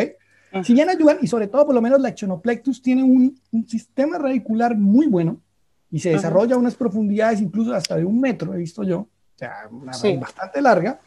En general, la planta genera esta rizosfera, pero la cantidad de oxígeno que aporta puede mejorar, pero no cambia mucho la condición anaerobia, es decir, se mantiene entre los rangos por debajo de menos 100 milivolts en general, no puede haber algunas salvedades. Pero ¿por qué haber unas salvedades dependiendo de la materia orgánica que tú le pongas inicial? ¿Ya? Entonces, como discusión, la profundidad, yo en general, eso es lo que se recomienda. Sí he visto hasta de 1 metro también, no te voy a decir que no, eso existe. Incluso de 40 centímetros existen también, y los de 40 centímetros también. Justamente para lo que tú dices, para intentar mejorar la capacidad oxidativa del sistema de manera aerobia. Porque recuerda algo que es importante de bioquímica, y es que la degradación aerobia va más rápida que la degradación anaerobia. Entonces, si tú logras ponerle oxígeno al sistema, en teoría lo optimizas, que es un poco lo que tú planteas. ¿Qué es lo que se hace con el vertical, finalmente?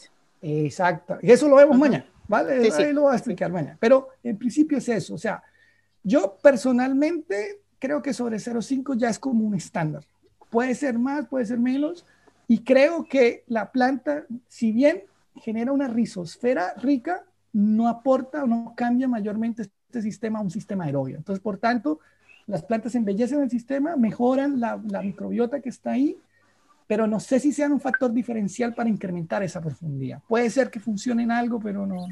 Sí, yo me quedé con esta inquietud, porque bueno, tuve la posibilidad de estar en un congreso internacional de humedales en Francia y en Alemania trabajar con un profesor que era biólogo, era limnólogo.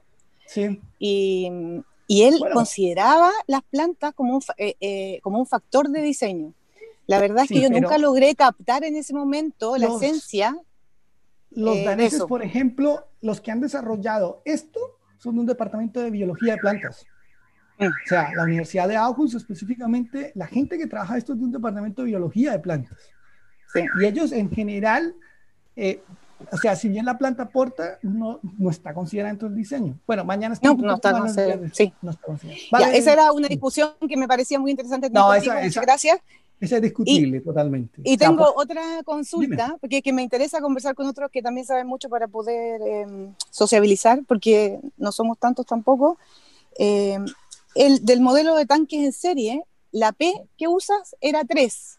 Sí, ¿Ese valor es bibliográfico sí, igualmente? es recomendado normalmente para los humedales de flujo horizontal subsuperficie. Es el valor Ya, más y o menos estándar que se recomienda. ese vendría considerando 3 tanques, ¿no? Por eso 3. Es como si tuviera 3 zonas. Sí, 3 zonas. básicamente es Ya, eso. Es como si tú, claro, porque si tú te diste cuenta del esquema, es como que tú tienes un tanque, pasa al otro, tienes otro tanque, pasa sí. al otro. Es como que en uno se produce una reacción, pasa al otro, y el sistema en general, con esta recomendación de largo ancho de 2 a 4, aparentemente sucede esto, de Ya, partirse en 3 secciones. Eso. perfecto. Ya. Eh, Eso, bueno, y el criterio de la división de lechos en sistemas que no son unifamiliares, no sé si eso lo va a tratar mañana también. No. A ver, el criterio es básicamente la división de caudal, no, y las formas constructivas que tú tienes. No es, porque básicamente lo que tú haces es fraccionar el caudal y dividir en secciones que sean, en general lo que yo he visto es que sean más fáciles de operar desde el punto de vista del corte de vegetación, de la hidráulica como tal, de que mantengan este factor 2 a 1, de 2 a 4. Eso es lo que Una, te limita un poco yo, el lecho. yo por ahí leí, no me acuerdo si es Cadelec pero daban como un máximo de 15 metros de ancho como ya para empezar a hacer Hay, compartimento. a ver, ¿Tienes algún valor al respecto de eso? no, hay una ¿No? forma de cálculo que se hace con la conductividad hidráulica del material. Sí. Entonces tú lo haces de acuerdo a la pérdida y determinas un ancho mínimo que requieres. Eso, ¿Ya? sí, ese cálculo. Ese está en el libro de Knight del año 2006, si no estoy mal. Sí. No el de Cale, en el de Knight. Knight es uno De blanco. Knight solo, sí. Es de blanco, es uno blanco. De Knight and Middlebrooks me parece que es. Ahí está el cálculo específico de la deducción. Ya, ahí podemos ya avanzar en la compartimentalización. Correcto. Ya, ¿tú no podrías mandar ese link de ese libro, el nombre, para poder buscarlo? Lo busco, tranquilo. Ya, gracias. Yo lo tenía impreso, pero no sé, entre tanto trasteo, parece que se me perdió. Te quiero dar 1000 gracias porque me pareció muy interesante y bueno, podría seguir hablando, pero yo creo que estamos en el tiempo, ¿no? Sí, gracias. Ya estamos pasados. Gracias. ¿Quién sigue? Gracias, Jimena. ¿Felipe? Felipe tenía una consulta que estaba con la mano en alto. Hola, sí, ¿qué tal? Muchas gracias por la presentación. Mi consulta tiene que ver en relación con la confiabilidad que mostraste, el gráfico de confiabilidad, el 50, 75 y 90%. Yo entiendo que esa confiabilidad está sobre experiencias reales, ¿no? Por lo que mencionaste. Correcto. Ahí genera una preocupación a mí una confiabilidad abajo del 90% por el nivel de cumplimiento normativo, digamos, al que uno se enfrenta.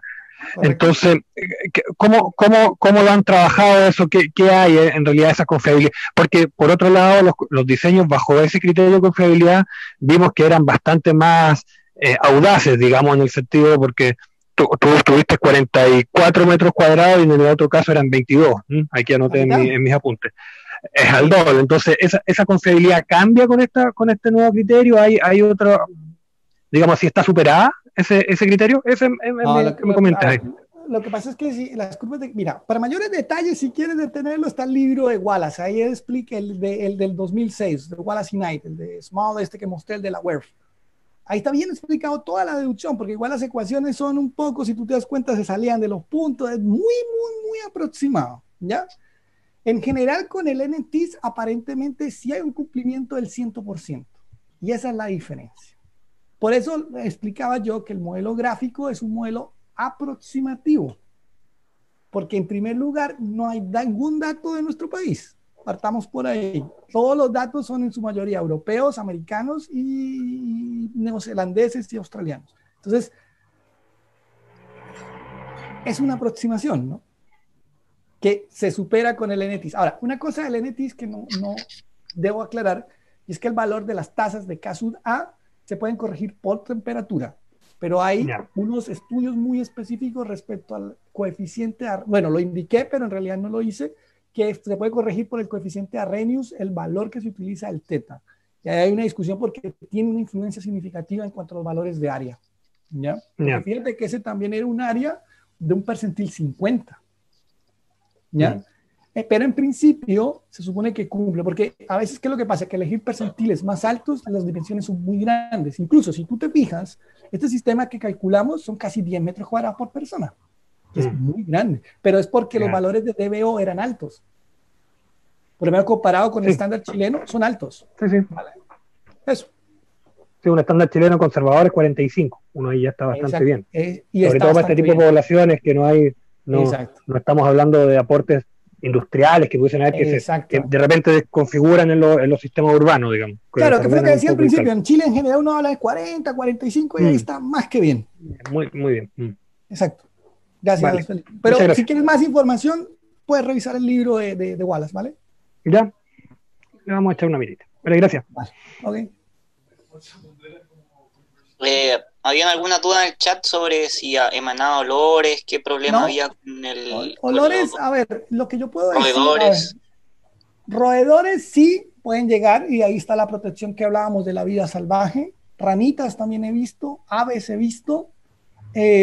Olores, les cuento, en el caso del norte del país, por ejemplo, cuando estuvimos trabajando con estos sistemas, dado de que la carga de sulfato en el norte es alta, en los efluentes normalmente como es un proceso anaerobio se genera un poco de olor, ¿ya? Pero en el efluente, no en el sistema no huele para nada. El agua sí olía un poco, la verdad, sobre todo cuando uno la llevaba al laboratorio sentía el olor, ¿ya? Pero el sistema en sí no huele para nada. No huele. Yo estaba en sistemas en Colombia, bien diseñados, vuelvo a lo mismo, porque aquí, como lo dije, el tamaño sí importa. Bien diseñados, no huele. Mal diseñados, he estado en un par y sí, es horrible. Es realmente porque es un proceso anaeróbico incompleto. Entonces, ¿qué pasa? Que genera olor. ¿Ya? Ojo con eso. Entonces, bien diseñado, no genera olores. En el caso del norte, por la cantidad de sulfatos, en el caso de zonas áridas en general, porque las zonas áridas tienen esa característica, en el agua efluente puede tener un poco de olor. Y sí se tiene un poco de olor también, pero no en el sistema de tratamiento. ¿Ya? A ver, voy a mirar algunas, a ver si puedo responder, ¿vale? En 5 minutos, ¿qué es lo que podría? A ver, déjame ver el chat. Recordarle igual a las personas que están participando, si es que tuvieran datos de, como decía Ismael, datos de DBO, de mediciones de aguas grises, que acá en Chile estamos pobres de esa información. Bueno, aquí eso sería un gran aporte centinela será humedal para mitigación. Yo creo que son conceptos diferentes. Un humedal centinela, la verdad el concepto lo desconozco y solo lo he visto acá en Chile.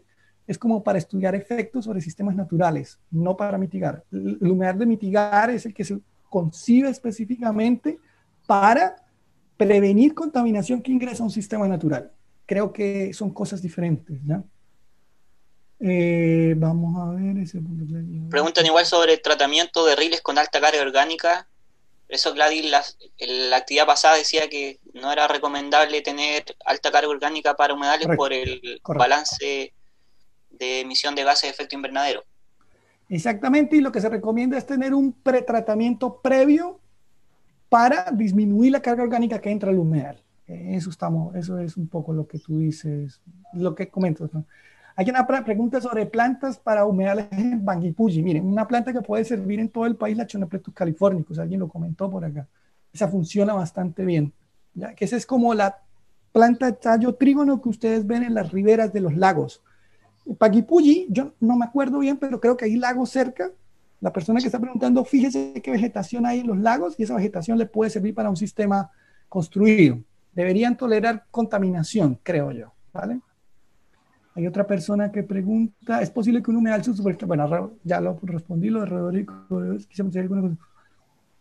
Bueno, lo de la carga inicial tú ya lo respondiste, Gianfranco, que fue un poco lo que comentaste. Preguntaban igual si el tamaño influía en el tiempo de descomposición. Sí, el tamaño es importante, lo dije desde el principio, o sea, es importante, influye claramente. La profundidad, todo esto, el tiempo de retención. Aquí alguien pregunta también para climas secos. En el caso de climas secos, sé que hay unos humedales en la región de Antofagasta. Nosotros hemos trabajado a nivel de laboratorio en la región de Tarapacá, ¿ya? El norte de Chile, en general, en climas áridos, las características de las aguas el agua tiene dos características principales. Es salina, con conductividades eléctricas por sobre los 2000 microsiemens, que eso en el sur no existe, y adicionalmente tiene sulfatos. Entonces eso hace que el tratamiento sea un poquito diferente. Y no tiene aporte de precipitación. Es el caso opuesto a lo que plantearon aquí durante la charla. ¿Ok? Sí, nosotros tenemos datos de laboratorio, no de experiencias, digamos, a nivel piloto, ¿vale? Hemos querido proponer y hemos propuesto, pero no nos ha ido también. Ya lo de la dimensión, bueno, ya lo explicó lo de la alta carga orgánica. ¿Qué sucede con el proceso de descontaminación del efluente? ¿Dónde se acumula? Ya que no es un sistema de... A ver, lo que pasa es que el sistema de humedales construido en general es un sistema de tratamiento secundario. Como un sistema de tratamiento secundario está enfocado en la eliminación principalmente de materia orgánica.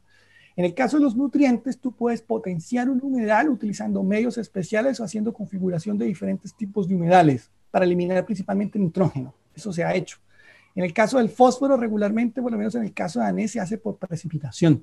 Y en el caso de los patógenos, normalmente es necesario aplicar en el efluente un sistema de desinfección. Eso es lo que se recomienda. ¿Ya? Poco ahí. Sí, aquí pregunta si se puede recircular en la fosa séptica para eliminar, por ejemplo, para mejorar, por ejemplo, la eliminación de nitrato. Pero eso se hace principalmente en humedales verticales. ¿Ya? ¿Ok? Aguas negras y grises, por supuesto que se pueden dividir en dos sistemas totalmente independientes. Eso también que es un poco claro. ¿Vale? Traté de responder lo más posible porque es bastante larga la pregunta. ¿Se podría implementar el lombifiltro? Hay gente que en un proyecto, nosotros, creo que fue Nuevo Sur, lo hizo, la integración de un lombifiltro con un humedal. Y creo que funcionó bastante bien. ¿Ya? Eso lo hicieron en la región de O'Higgins, lo hizo Esbio. Y creo que lo que pasa es que el lombifiltro per se también es un sistema biológico. Entonces también debe tener unos límites de carga o debe ser algo asimilable. Por supuesto que el sistema se puede integrar con más tecnologías y es un poco lo que uno busca y lo que se hace con cualquier sistema de tratamiento. ¿Vale? Eso, Gianfranco, creo que está más o menos todo. Sí, ya están todas las dudas respondidas en honor al tiempo y a la gente, al horario de colación y al tiempo de Ismael igual. Yo creo que hasta ahora estaríamos bien. Listo con las preguntas. Si a alguien le surge pregunta, mañana igual puede hacerla. Exacto. Mañana podríamos igual, como ahora sean específicas para poder contestar la mayor cantidad de dudas. Exacto. Lo dejamos invitado para mañana a la misma hora, mediante el mismo link, para poder seguir de este ciclo de actividades. Vamos a la próxima semana, como en los correos de invitación les decían, que en la mañana vamos a tener los procesos constructivos y en la tarde vamos a estar construyendo en obra. Ahí vamos a ver quiénes puedan ir. Como les decíamos, vamos a construir un humedal vertical a 17 kilómetros de acá de Valdivia. Así que la idea es que quienes estén en Valdivia y quieran participar de ese proceso nos vayan escribiendo para ir conformando los grupos y ver, de acuerdo a los protocolos sanitarios, cómo poder ir haciendo que la gente pueda entrar a la obra.